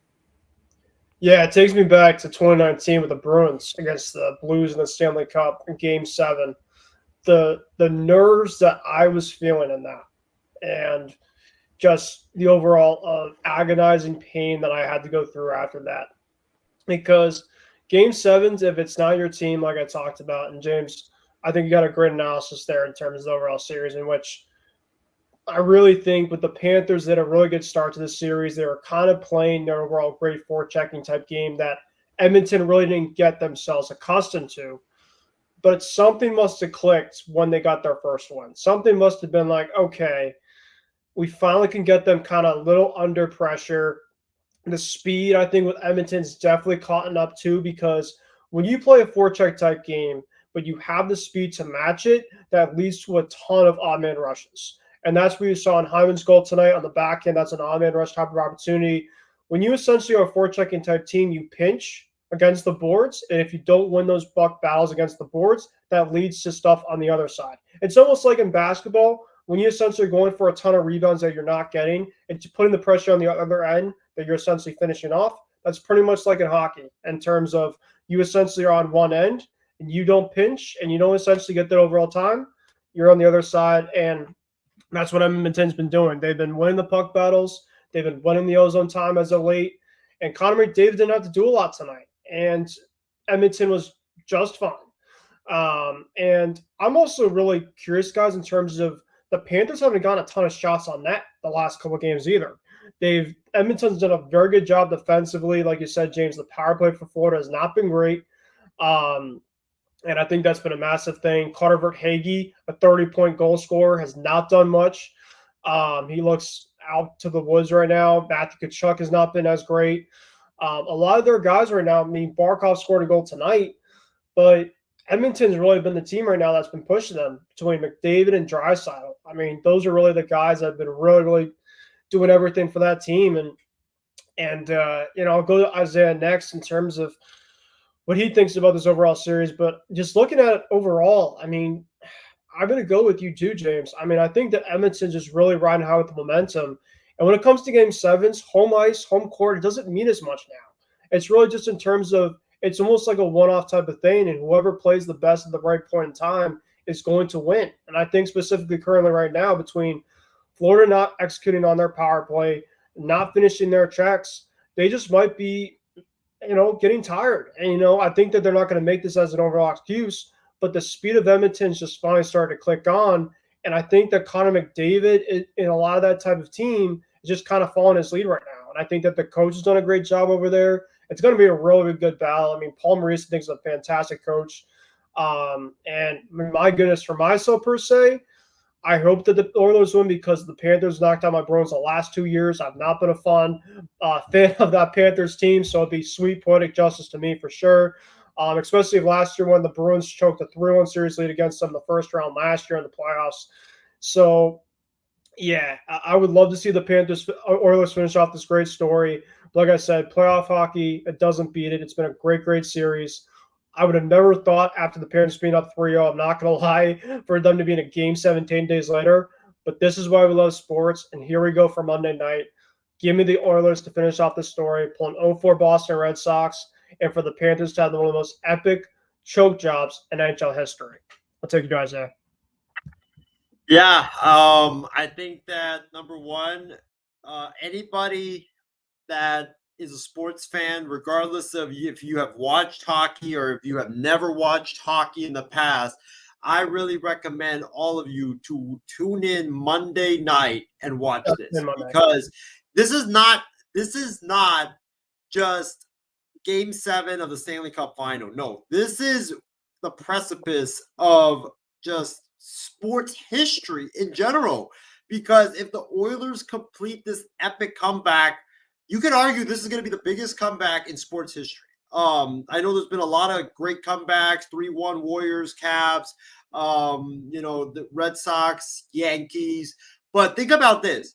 The Oilers would be coming back from 3-0 in a finals. Like, yeah, the Red Sox, the Yankees, that was phenomenal. But you're coming back from 3-0 in a finals championship series. And remember, Canada, like you mentioned, Ben, they have not won a cup in 30 plus years. And I always think about this, and I think James, you and I talked about this the other day, that when there's been a long drought, when there's been a team that's gotten so bitterly close so many times, for them to get over the hump, it always takes some type of like crazy, unhuman, unthinkable type of event. Like it takes them going through like the hardest of hards to get through it. And you guys remember when you think about, Michigan this past season, they had never won a championship in so long. They have gone so close so many times, but they literally they were losing that game to Alabama. Like everybody thought they were going to lose. And then they somehow come back. They stuff Alabama on 4th and goal, I think, from the 1 in a play in which 99% of the time Alabama punches that in and they end up winning the game. And you look at some other moments. I mean, you look at Ben, your Celtics. You talk about the Celtics getting so close and, coming back and actually getting over the hump. I think that getting over the hump moment was when Peyton Pritchard shot that half-court shot and that went in, and you're like, yeah, your Celtics are going to win right there. Like that was like that moment right there. And then you look at the Texas Rangers last year. I mean, so many close times that they've come to winning a championship. They're down in game 1. I think it's like 5-3. They have no life whatsoever. Corey Seager comes in 9th inning, hits that bomb off of Paul Sewald. So it takes moments like this to really end these types of droughts and curses. I mean, the Red Sox, Ben, this. What was it, like a 100-year plus drought? Or I think it was 88 or something like that. And, they had to come back from 3-0 to beat the Yankees. And same with the Cubs, to end their drought. Aroldis Chapman gives it up. They have to come back in the 9th. So it takes moments like this. And, I think that for the Oilers, and not just the Oilers, but for the country of Canada, they're due. It's been 30 plus years. It's been so long. They've gotten close so many times, and they haven't done it. So for me, when you talk about this series and you talk about tonight's game, I really think, like you guys mentioned, it came down to the Oilers getting off to a fast start, which was very important since they're at home. It really came down also to the Panthers not being able to convert on their power plays. I think they had like 3 power plays. They went 0 for 3. They've been really bad this entire series. And it also came down to the speed of Edmonton. You saw it right there. In the second period, with a minute left, the Panthers come so close to scoring a goal. The guy loses the puck. It goes to the other way. The Oilers guy races past the Panthers guy and shoots the puck in. And instead of it becoming potentially 2-1, it goes to 3-0, and that's a huge momentum swing there. So, and then there was another one, I think, in the third period where the Panthers nearly had a goal. I mean, they came this close to scoring, but the goalie of Edmonton with his stick behind his back prevents it, and then boom, goal, 5-1. Yeah, and then the Oilers fire one down the ice, and it ends up being a goal. It ends up being 5-0. So, 5-1. So, I just think this game came down to the Oilers getting off to the fast start, the Oilers just being the faster team, the Oilers converting the power plays, the Panthers struggles on that side continuing, and we're set up for history, guys. We are set up for freaking history, and I can't wait, man. This is gonna be, if the Oilers can come back and make this happen, it's literally gonna be the biggest comeback in sports history. Like, we've never seen such a comeback like this before. Like the Cavs 3-1, like that was great. But the Oilers 3-0, when the chances of that always happening is like very, very slim to none. We're set up, man, and I can't wait. And if Connor McDavid wins this title for the Edmonton Oilers, let me pose a question to you guys. If he comes back from 3-0 and wins the title for the Oilers and snaps through like 30-plus year drought, wins it this way, is he better than Wayne Gretzky? The way that he won? No, that's in terms of, Wayne Gretzky is one of the greatest guys of all time. You're talking more like Tom Brady trajectory there. I think for McDavid specifically, his legacy. I think it would be a massive thing for his legacy to look at in terms of for him to win his first cup down 3-0. There's not a lot of people that can say that can do it. So I think just at least for him to kind of start as that and then maybe working his way up, I think then kind of, getting in that overall Wayne Gretzky, Mario Lemieux, that's kind of an unfair type of thing there. But I think you can make an overall quick question, maybe if he's better than Sidney Crosby or, somebody like him, that's kind of more of a fair assessment. I mean, Crosby's obviously won multiple cups. I think Crosby's better overall career than a guy like McDavid. But I think McDavid, for his first time to win a cup like this, I don't think not many guys in the hockey can say it. So I think that would be absolutely incredible, a feat to have. And I do think, like I said, we're in it for a dandy on Monday. We might even have an emergency face-off show, Isaiah. Maybe we can take a look and see if we can do that after Monday night. So anybody that's on here or, maybe on the program, I think we'd love to do something like that Monday, because I think for something like this is going to be something that we're going to remember. And mark it right here. I'm going with 3-2 Edmonton, Connor McDavid overtime winner to win not only the series but for the Stanley Cup. I think it's going to be right in the middle of overtime. It's going to be nerve-wracking, and I think that Connor McDavid is going to rip their heart out on a breakaway goal to win the Stanley Cup. So that's my prediction. So we'll see. So like I said, we're in for dandy on Monday. But for now, guys, let's go to baseball and get through some of our baseball stuff, whether we want to talk about it or not. All right. So where do you want to start first? James, not with my team. James, you want to get yours out of the way early, or do you want to have Isaiah start? Where do we want to go here? I think you're on mute, James. That's the way the Angels season have been going.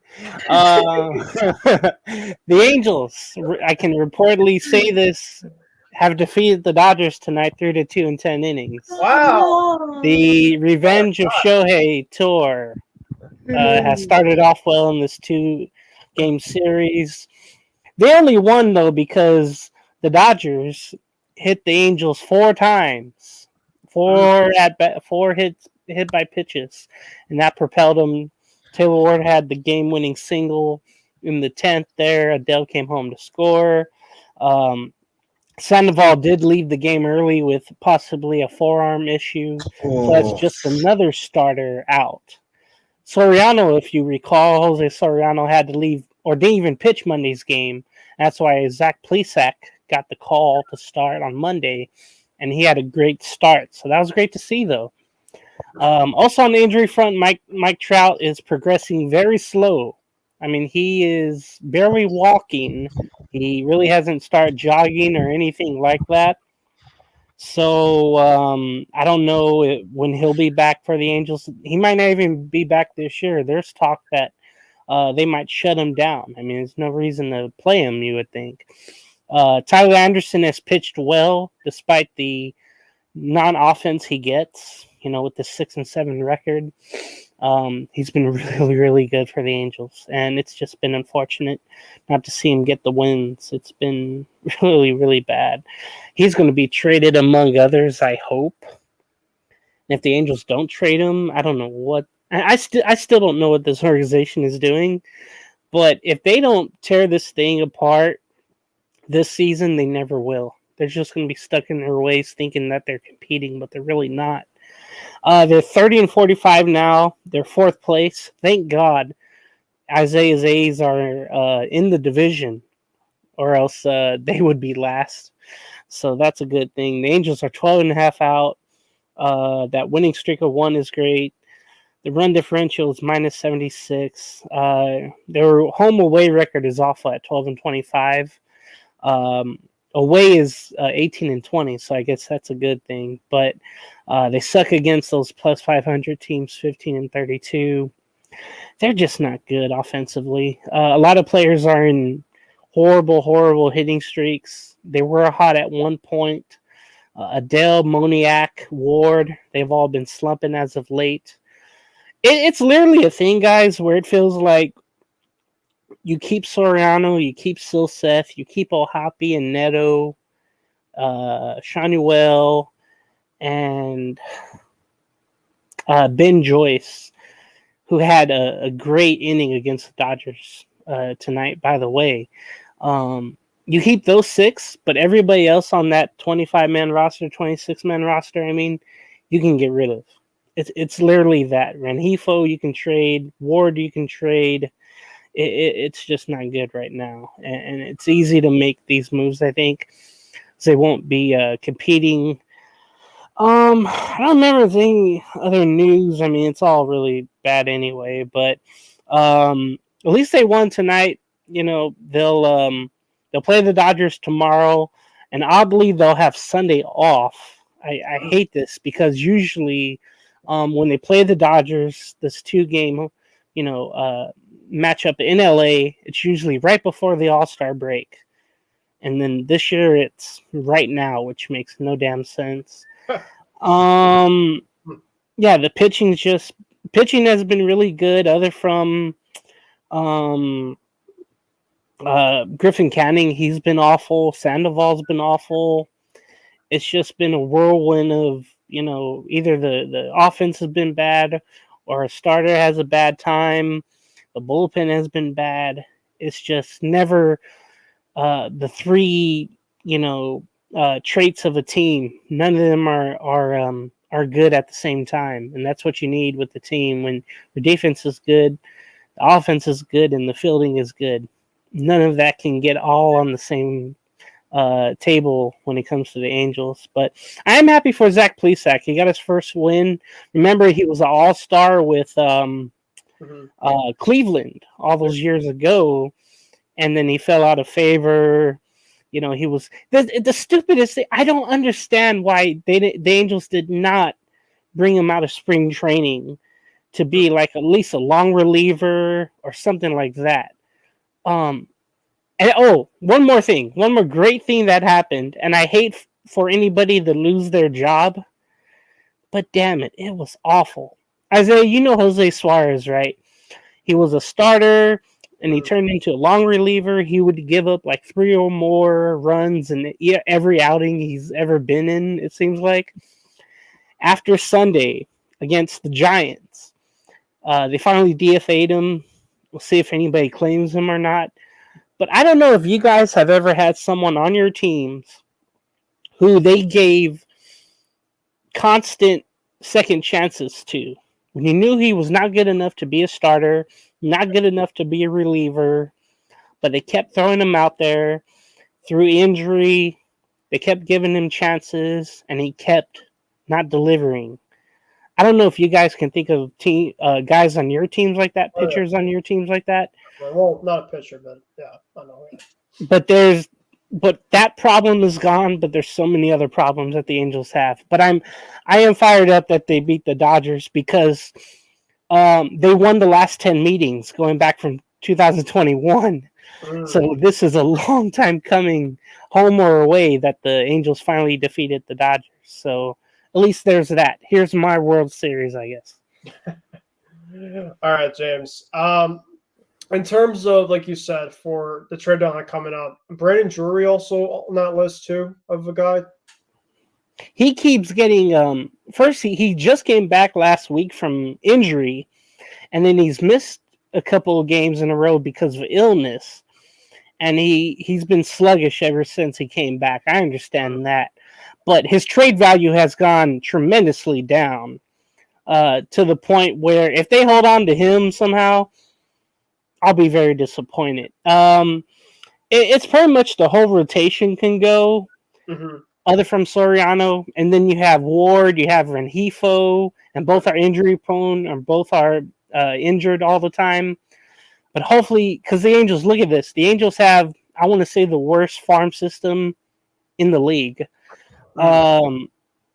Whoever they traded last year for, they're all gone, and they traded like their second-rate prospect, their third and their ninth, and they still don't have enough to compete even in the minors.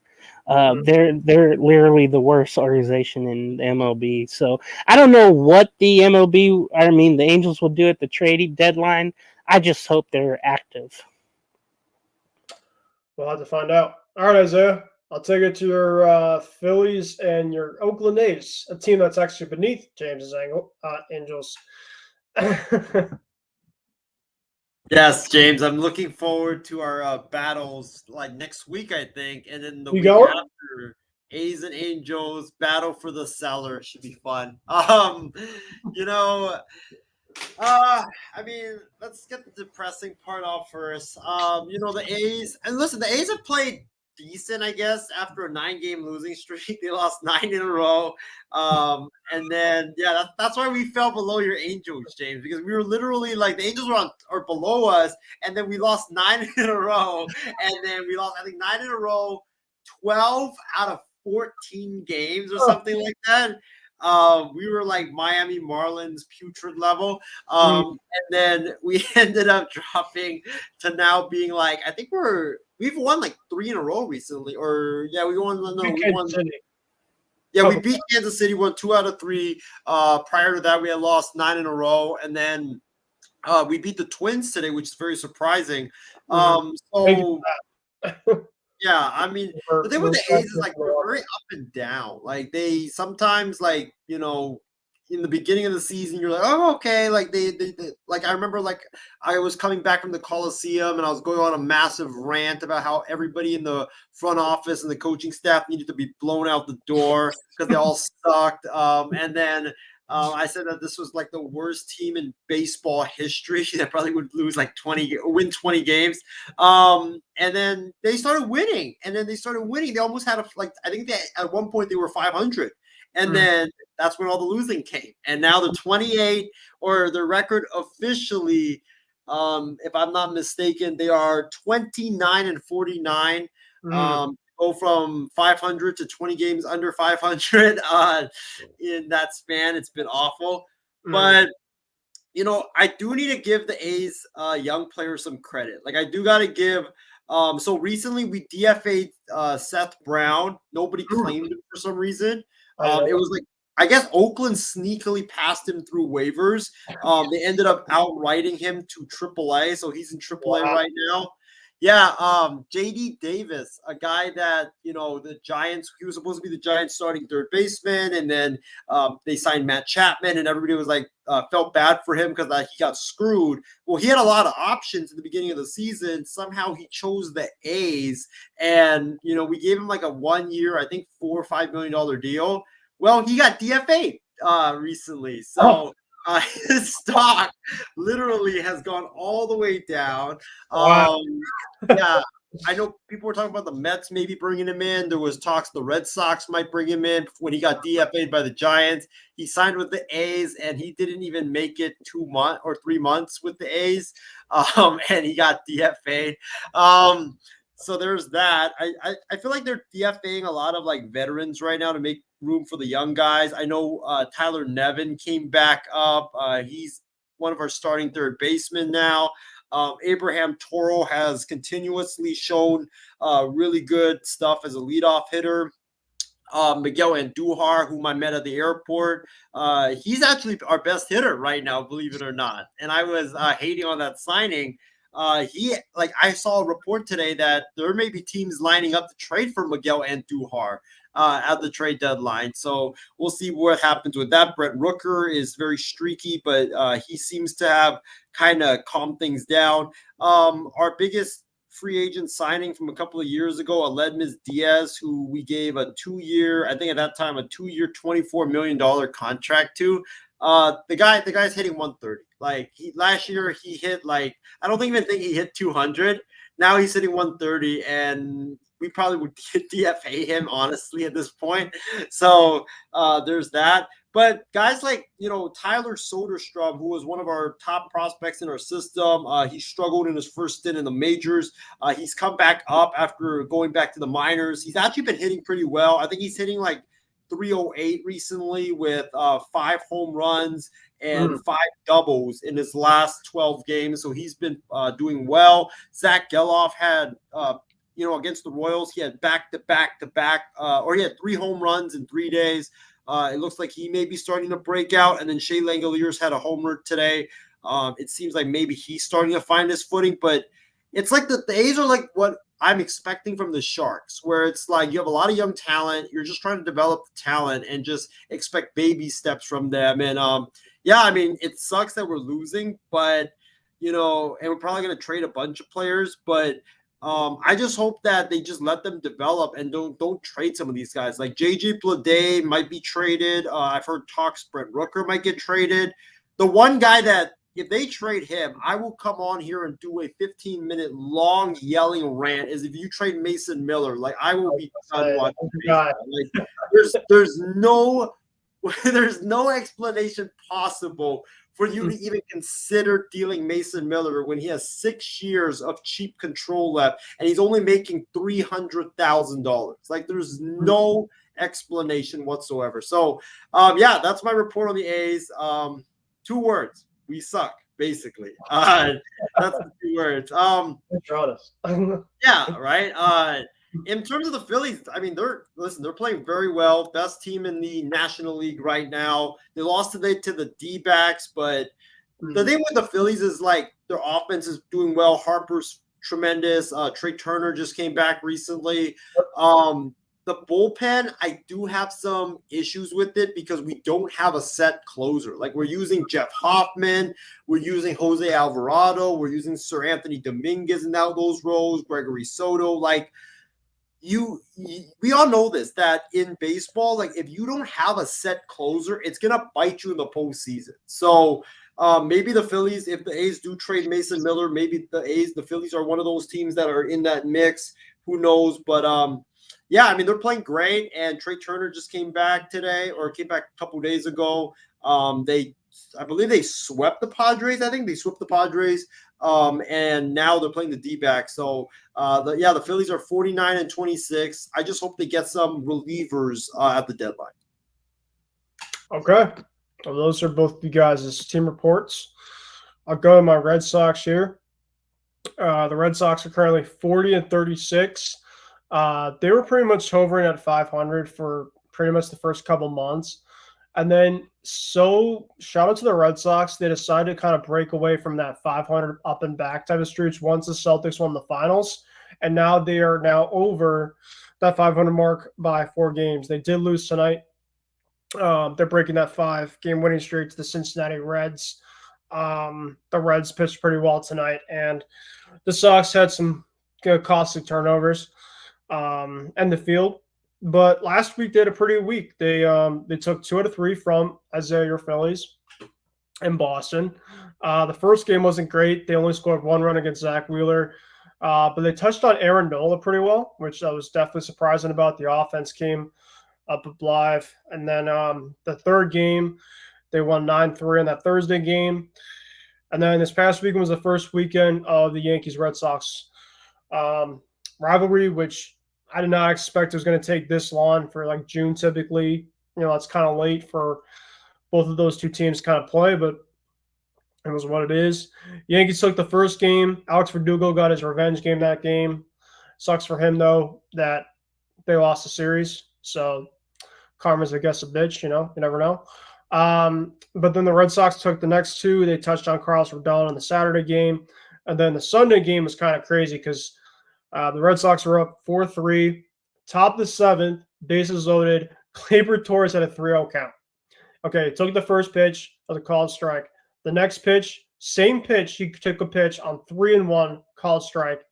Third pitch, strike 3, swung in the dirt. First out. Next guy up is Jose Trevino, bases loaded, 1 out. Jose Trevino struck out on 3 pitches. 2 outs, DJ LeMahieu, fly out. Inning was over. Red Sox saw a 1-run lead. The part of the bottom half of the inning, the Red Sox scored 4 runs, I think, 3 or 4 runs, and that's pretty much all she wrote. Red Sox finished up that game with a win of a 9-3 final, and then they went on to take on the Toronto Blue Jays for the first time in Toronto this year. Guys, the Toronto Blue Jays are awful. They are so bad. And I thought that this Blue Jays team they looked so feared for the last couple of years. They had Bichette, they had Vladdy, They had George Springer. I mean, Springer is completely fallen off a cliff now. He's under 500. He's about under 200. Yeah, they're just not looking good at all. They're not scoring. Vladdy had a homer tonight against Cleveland, but they're just not doing enough right now. The Sox found a way to. I was only asking for a 2 win the series, but they swept, and then they lost tonight to the Reds. But they got Toronto next week for 3 at Fenway, so hopefully that they can at least take 2 out of 3 from there, which I hopefully that they can. And then Xander Bogaerts makes his anticipated return back to Boston. However, he's hurt, so he's not going to be able to play against his former team, which kind of sucks. But that's who's going to be coming up next for the Red Sox. And the Red Sox are in decent position right now. I think they're kind of in a certain situation where hopefully they can kind of mix of buying and selling. The trade deadline, guys, is I think next month. I'm pretty sure. I think it's in July. So obviously kind of take a look at that. I did really want to quickly, guys, ask you guys this. Give me, guys, one name to watch out for that's going to be moved at the trade deadline, and where do you think this player will go to? For me, I got Garrett Kruse. I have him going to the Baltimore Orioles. I think that the Orioles definitely need some help in their rotation. Guys, the starting rotation for the Orioles is extremely thin. Kyle Bradish is going to have Tommy John now. They just announced that this week. John Means is going to be out, as well as Tyler Wells. So between Grayson Rodriguez and Cole Irvin and Dean Kramer is obviously going to come back. They don't have a lot of guys on the lefties. I think Crochet would be a really good fit there.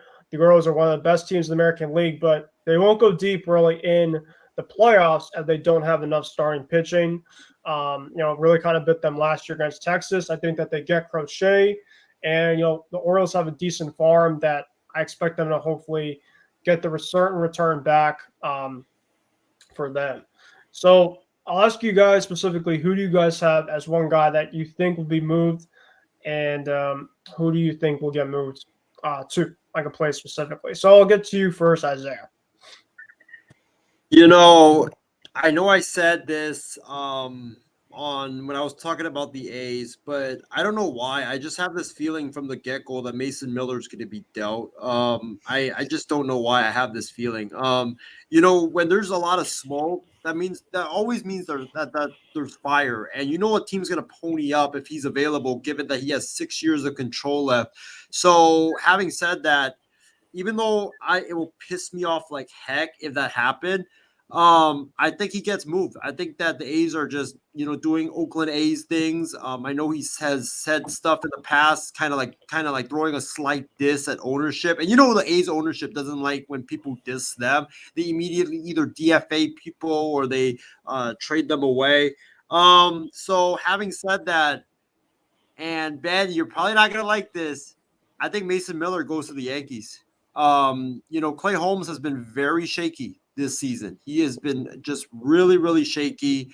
And the Yankees are a team that right now is one of the best teams in the American League.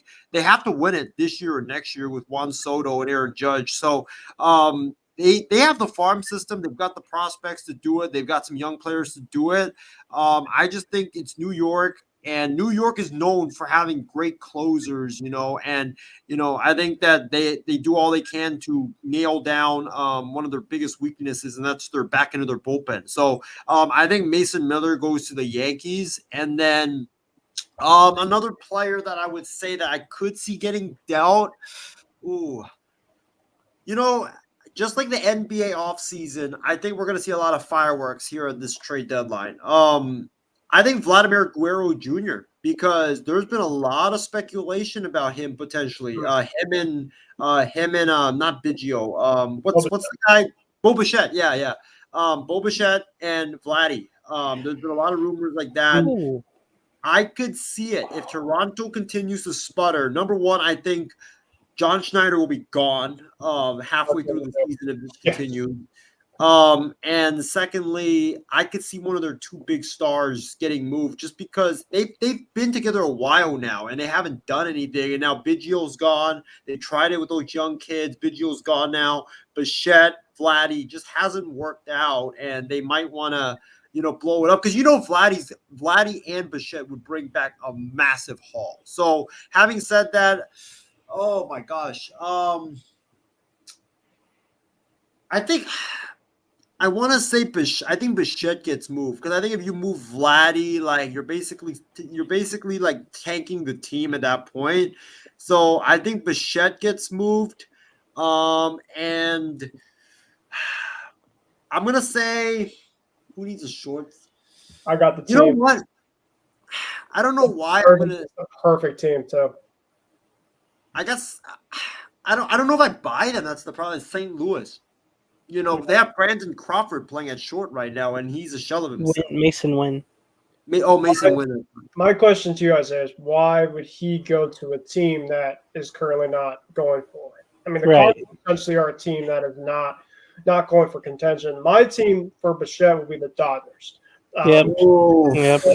Mookie Betts is not par to be in the infield. They need specifically a guy to be a stable guy in the infield. Bichette would do that, and it's a typical Dodger type move. He would be having that 5-6 hole, kind of behind Teoscar Hernandez. Giants, yeah, I could see that too, Isaiah. They shortstop potentially for him. I could see Bo Bichette going somewhere west, and I think that the Dodgers would be one of the key teams for him. I got a big one. Go ahead, Isaiah. I think if you trade Bichette, I think it's like a situation like the Nets, where you trade, both of your superstars at that point, because why would Vladdy want to stay? So I think Vladdy goes to Texas. They have to do something. I mean, they are a team right now that's floundering. I know someone asked me a question earlier about Max Scherzer. I don't think Max Scherzer alone could turn the season around. I think the Rangers, the problem with the Rangers is their pitching has been actually good. It's the offense can't hit. So, and they're getting literally nothing from guys like Evan Carter. He's got chronic back issues. So, who knows who knows how he's going to be. I just think Texas knows, like, okay, Houston's on the downfall. We got to do something. We won the World Series last year. We're always chasing superstars. I think they do it. I think they go all in. And a guy that I think will go back to Toronto, Jack Leiter, because he's looked awful with Texas starting for them. Oh, guys, can I mention really quick about Bo Bichette? Because I know he just got injured. So I don't know if they'll move him or not. I'm just worried about that. Whenever players get hurt and then it's right before the deadline, I think GMs are kind of tentative to do that. I don't know if you guys would agree on that. No, I agree. Yeah, it depends really in terms of how long he's out for. That's true. It might be only a 15-day IL issue, but it could be a lingering injury. That's the only thing I'd be worried about. Bichette. And then, man, Guerrero Jr., that dude, he's been there with the Blue Jays. You figure that they'll never get any closer than what they did together. And if you get the right package, you'll get a good haul, then you have to do it. If not, you have to keep him. That's what I feel. Like, the opposite of that for my guy that's going to get traded, I mean, we know the Orioles are going to get pitching from everywhere. They have the farm system to do it, so they're going to do it. But I think Cleveland will get Pete Alonso. I think they need to boost up their offense and really take the Central. I know they're already having the Central in first place, but to really blow it out of the water, they have the farm system to do it. They're talented enough to do it. Their shortstop, by the way, tonight, I don't even know that dude's name, but he made two of the best plays that you'll see this year. They just have a plethora of arms and then a lot of good young players. And I think they want to make that shot to make it happen. I mean, there's a lot of players that came back who wasn't playing last year. And I think they're going to make that deal. It's almost like a rental deal. You hope they don't give up too much for him, but I think they're going to do it. I have that feeling. And the Mets just need to give up. They need to figure out. Even the Grimace won't save them. Come on, Grimace, James. Grimace. Make him the first baseman. He'll cover a lot of ground, but he'll be slow doing it. If I played first. The National League wild card currently right now, guys, is it's not. That's good. true. That is true. They're only 1.5 games back or whatever in this wild card. So yeah, like you can kind of say they're pretty much done for the division, but they weren't ready for the division regardless. I mean, currently right now I'm looking at the National League wild card. The Arizona Diamondbacks, who pretty much been 500 at best, they're in the wild card currently right now. They're the third. They're in the second spot right now. The St. Louis Cardinals, I thought they were awful. They're right there. And the Washington Nationals are half game back. Like that's awful. But I love that for the Nationals because I hoped that they would have made some progress, and they're obviously doing that. I don't care if it's a bad NL or whatever. You play your schedule. And they also have a lot of talent, too. It's just some of it isn't ready to go yet, Major League-wise. That's the thing, though. But with the Mets, they also have some other bad contracts. You know, Lindor, they have to figure that out. Yeah. But he's not hitting like you want him to if you trade for him. And then you have Nemo, you have McNeil, and those guys are off and on. They're a mess. They're not like the Angels, but they're kind of a mess with a lot more money into it. More guys, I should say, but pretty much the same amount of money. Both teams are a mess, and both teams are overran by their other city's team, by the way. So, yeah, I think just the Mets have to do that with Alonso, knowing that I don't know if he's been advised to not come back to the Mets, but I just want it. I would go somewhere else and have a brand new start with someone else, and I think he has that opportunity. But to give him a head start, I think would be great if he went to Cleveland. That would really make him strong. And maybe they make some other moves too. And there was another team you guys mentioned. I'm trying to remember what you guys were talking about, but they needed to add on something else too. But the Giant? No, not the Giant. Baltimore, yeah. Okay, Baltimore, you figure you have enough offense. You're good there. But with starting pitching, they have 4, I think, down, or 4 or 5 down right now, and one's not coming back. Yep. So you literally have to do what you did last year with Flaherty, but you have to go big. And I'm not saying like Holiday big or that other outfielder big, but Grayson Allen can only get you so. Grayson Rodriguez can only get you so far. Yeah.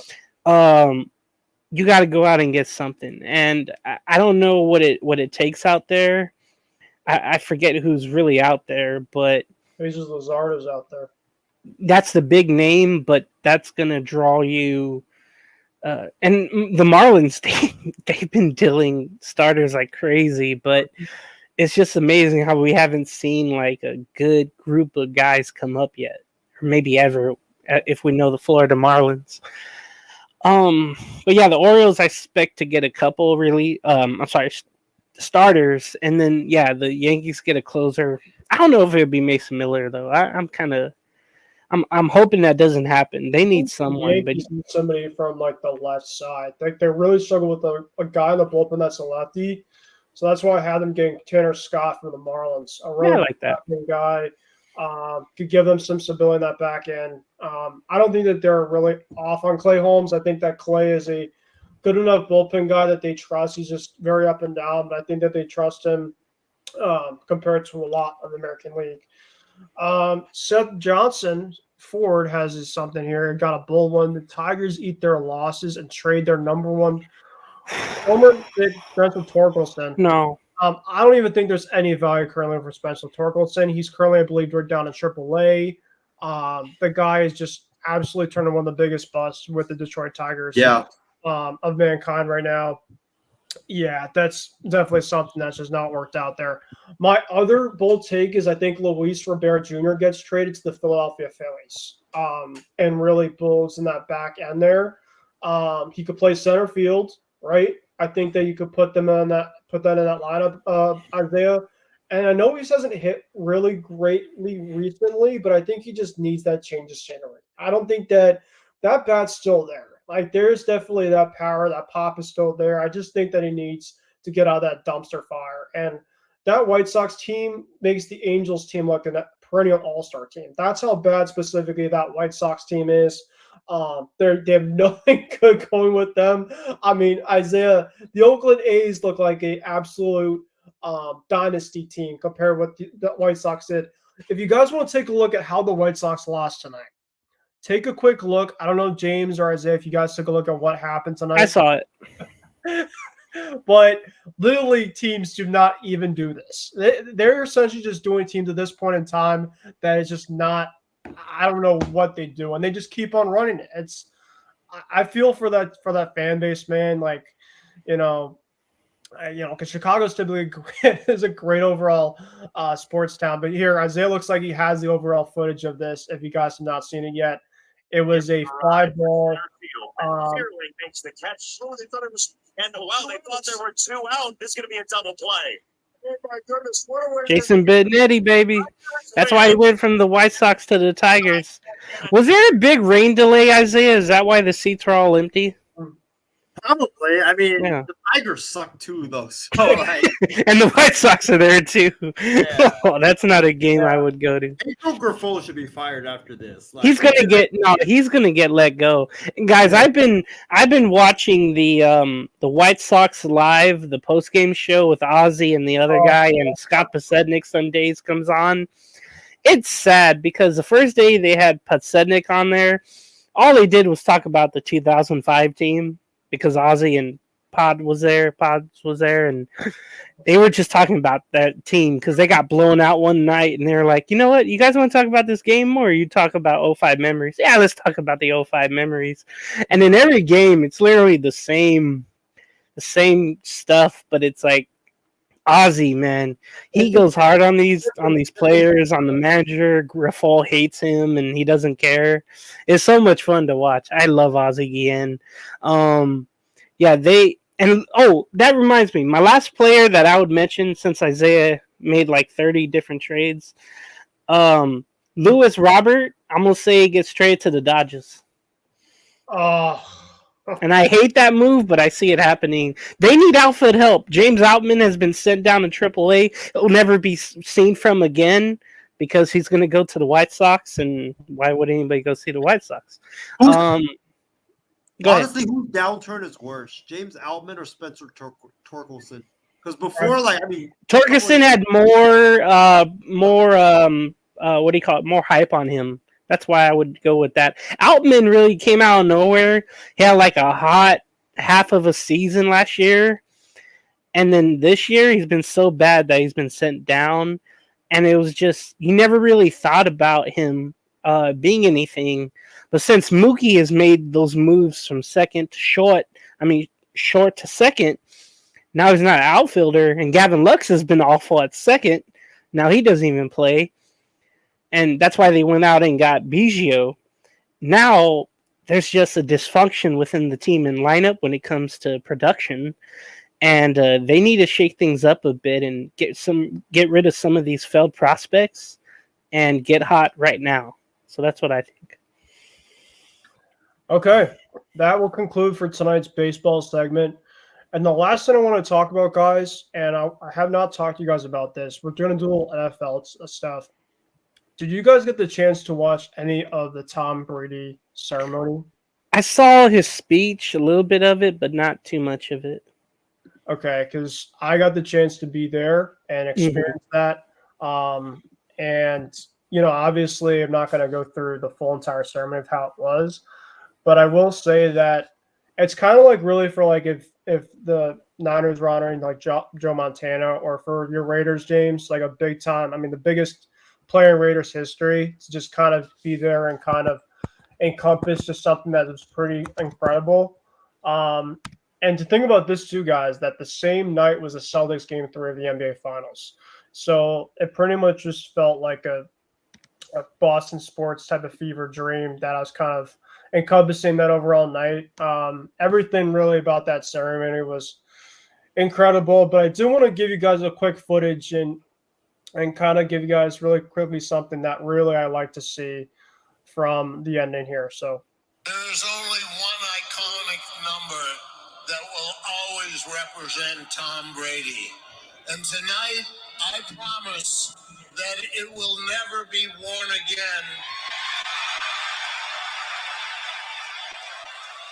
As the number 12 is now officially retired.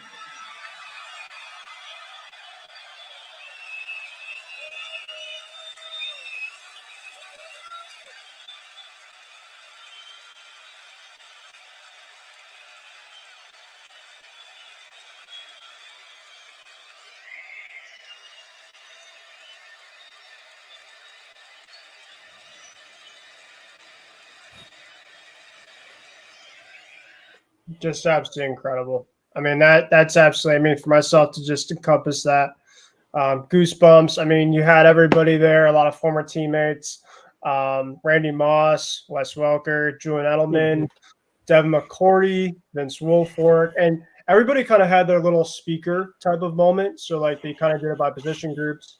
They had like a little quarterback room that they kind of talked about, crafted his own thing. Bill Belichick got an absolute massive ovation when he came up.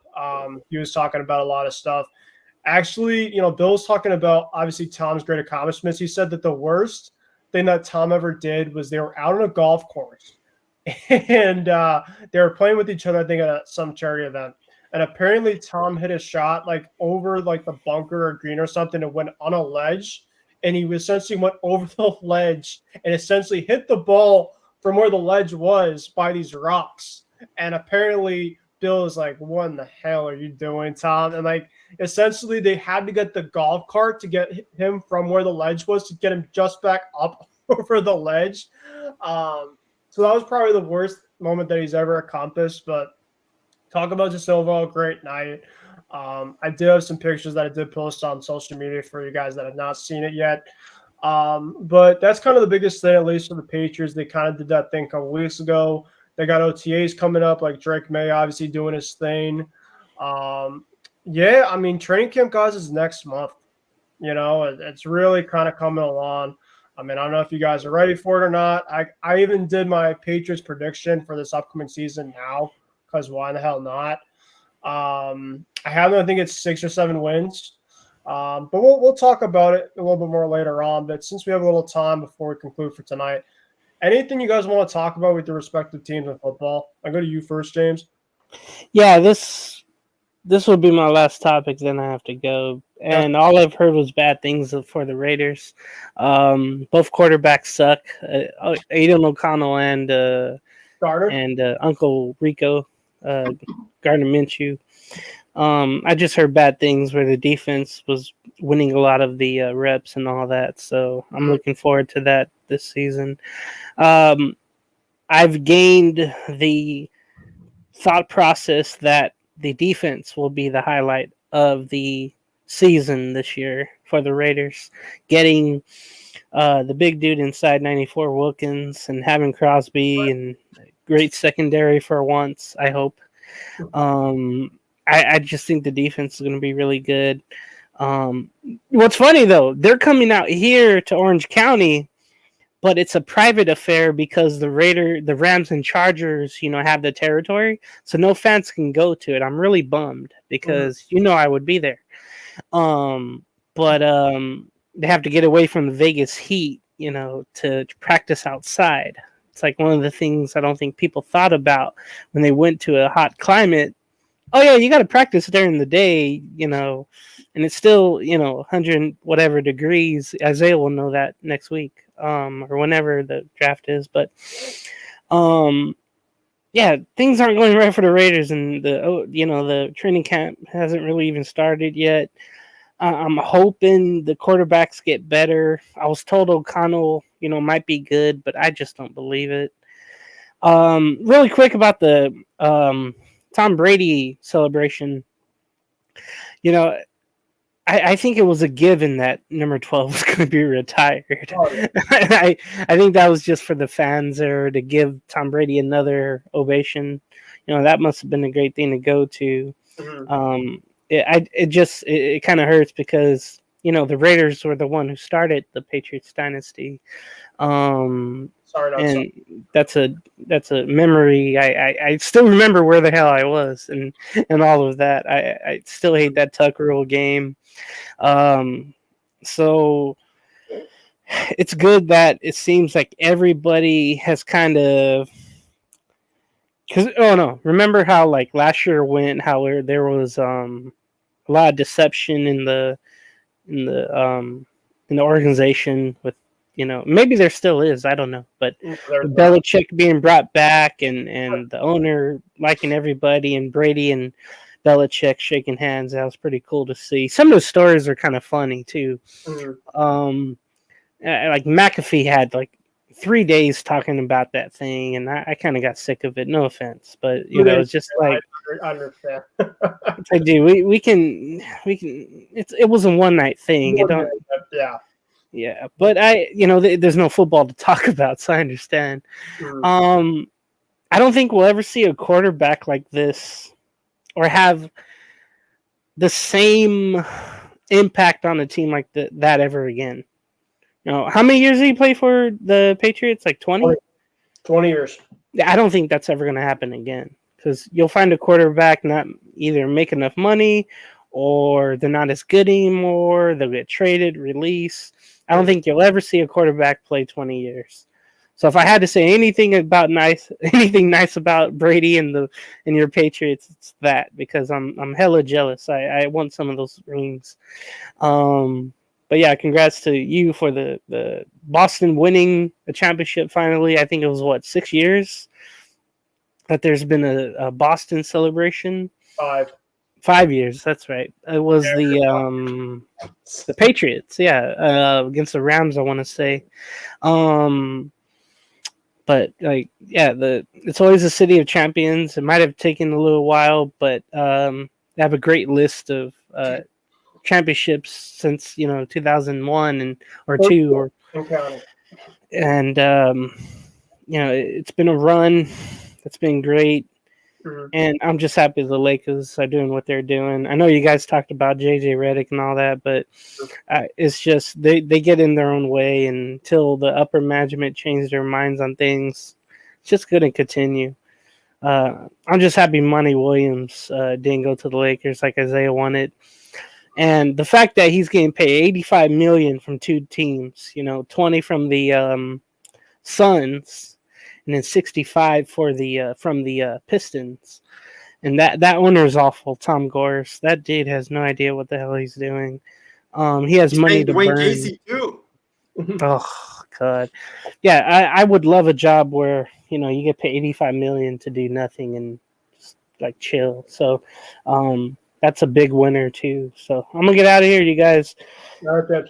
Great show. See y'all sometime. Hopefully, Oilers will win Game 7 on Monday, and I'll come in and talk about that. We'll see you. All right. One thing too, as well, for the ceremony that I didn't tell James, that I will tell you about the ceremony, is that they're going to put a sculpture out for Tom Brady. The first ever sculpture that'll be made. There was a sculpture apparently last year that was from New England somewhere that Albert Kropp contacted. Brady's going to be having a 12-foot sculpture right outside the stadium, right by the pro shop, that'll be unveiled for this upcoming season. So I can't wait for that. That's going to be absolutely incredible and something worthwhile for sure. All right, Isaiah, really quickly for you, anything you want to talk about really quick before we go to our final thoughts? I mean, there's really nothing with the Niners. Just a bunch of kind of like what I think is BS with Brandon Ayuk. I mean, he was on a video call with Jaden Daniels, the Commanders' new quarterback, saying that the Niners don't want him and, they don't want him. But, I mean, Adam Schefter basically said that wasn't true, that they want him, but it's, for their price, for the right price. It's just, I feel like it's just kind of like negotiation stuff. So that's why I don't really buy into it.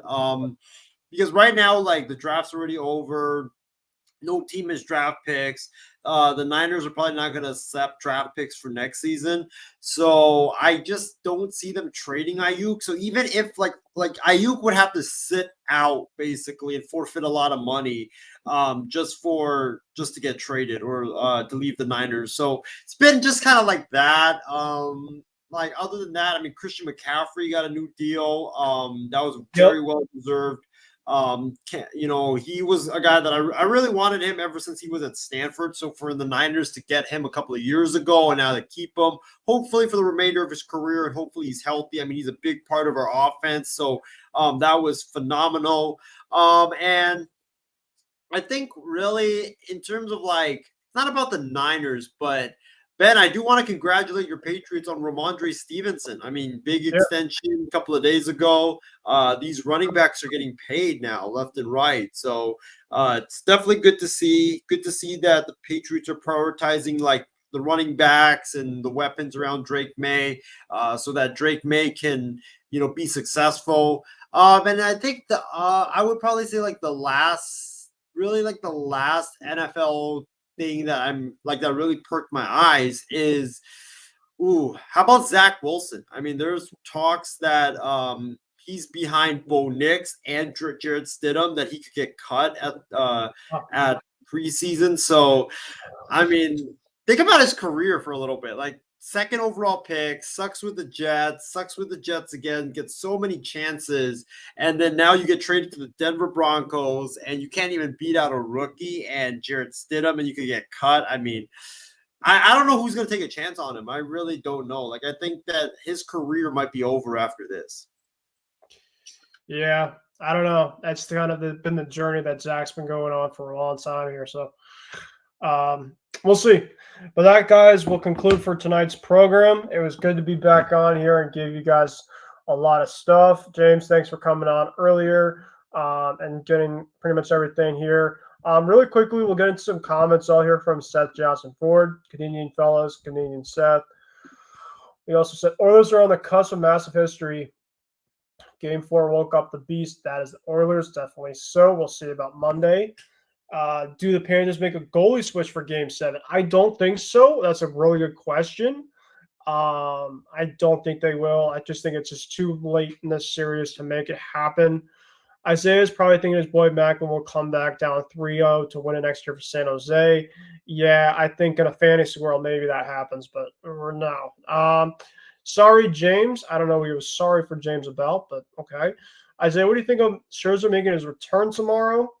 If you want to say anything about that. I mean, it's about time because the Rangers haven't really gotten the investment that they thought that they would get when they first got him. And hopefully this turns their season around. I mean, Texas's pitchers, they've been good, but they just haven't been getting deep into games. Andrew Heaney's been hit or miss. John Gray's been hit or miss. Outside of Evaldi, like, and Lorenzen, like, there's really not a lot of quality pitchers that you're just looking like, okay, that's a guy that can get me a win. So hopefully Scherzer can stay healthy for the rest of the season, and hopefully he can pitch like he did from a couple of years ago. And hopefully it turns their season around. And I still think for the Rangers, they do need to make like at least a couple big moves at the deadline, because right now with your pitching, the bullpen's awful. And I don't know if I trust the starting rotation. That's why I felt like the Rangers should have gotten like a Blake Snell at the brought back Jordan Montgomery. But hey, Jacob deGrom is throwing off a mound now, so maybe he could help the bullpen later on in the season. Who knows? But Scherzer making his return is definitely a good sign, and hopefully he can stay healthy. And I wonder, I was just trying to hear what you were talking about, Max Scherzer. Trevor Bauer struck out 19 batters tonight in his overall start. So I know obviously the guy's gone through a ton of stuff pretty much for a while now, but I'll be curious to see if there might be a team in the second half that might give him a call and get him for something cheap. I mean, a team like Houston, maybe that might some help. Maybe the Orioles, we'll see. But we'll have to see what happens here. All right, quickly final thoughts. Like I said, great show tonight. Really just can't thank everybody for coming on really quick. It's been a long time coming, but talked about the Banner 18 for the Celtics. Obviously great on that for me. Obviously, a little bit from the other stuff, NBA latest stuff. We talked a little of the Game 7, which, like I said, we'll hope to have something lined up for that post game. That's probably not, I think, the biggest thing in sports that we can kind of focus on, because baseball, we still have a couple months before playoffs. This is really the biggest thing now because it's the last game, not only of the hockey season, but it's Game 7, and essentially it's one team that coming back from 0-3.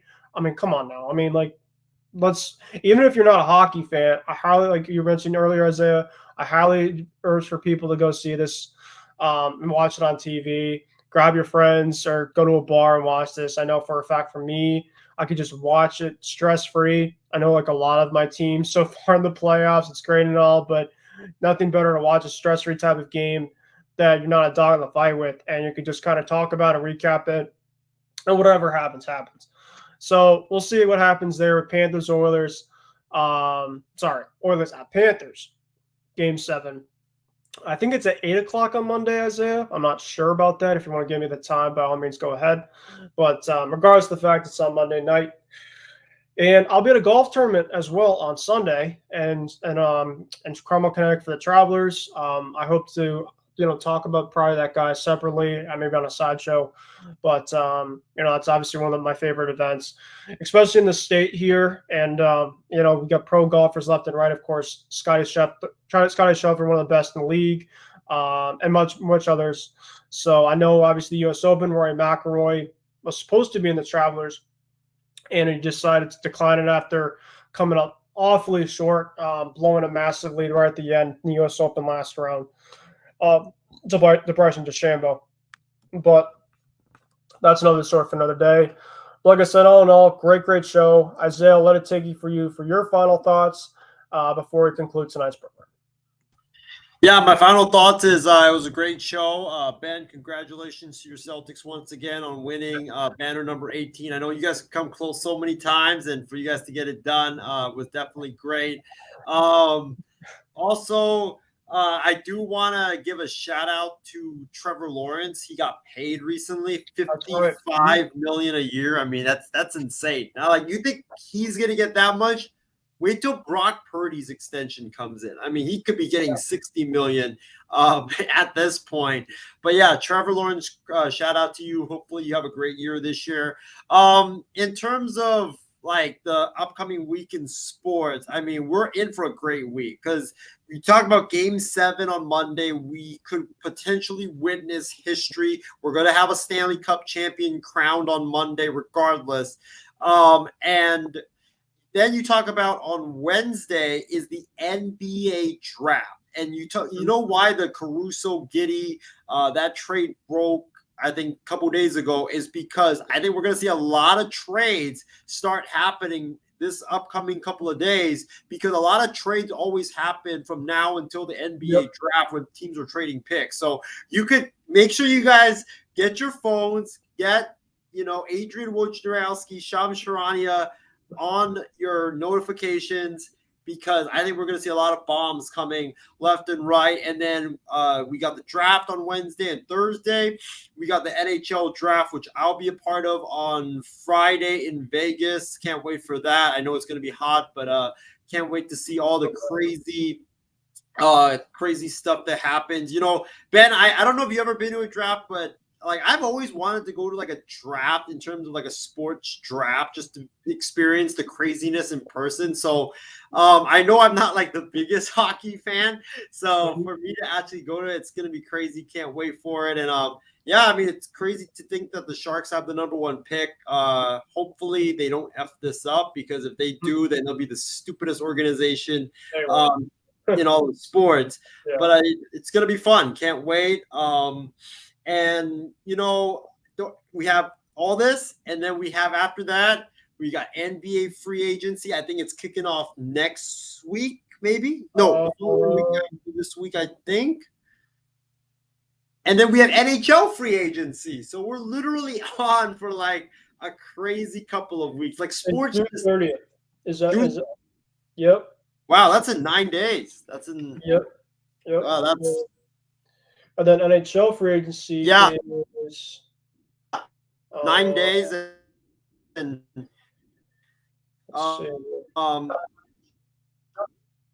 July 1st.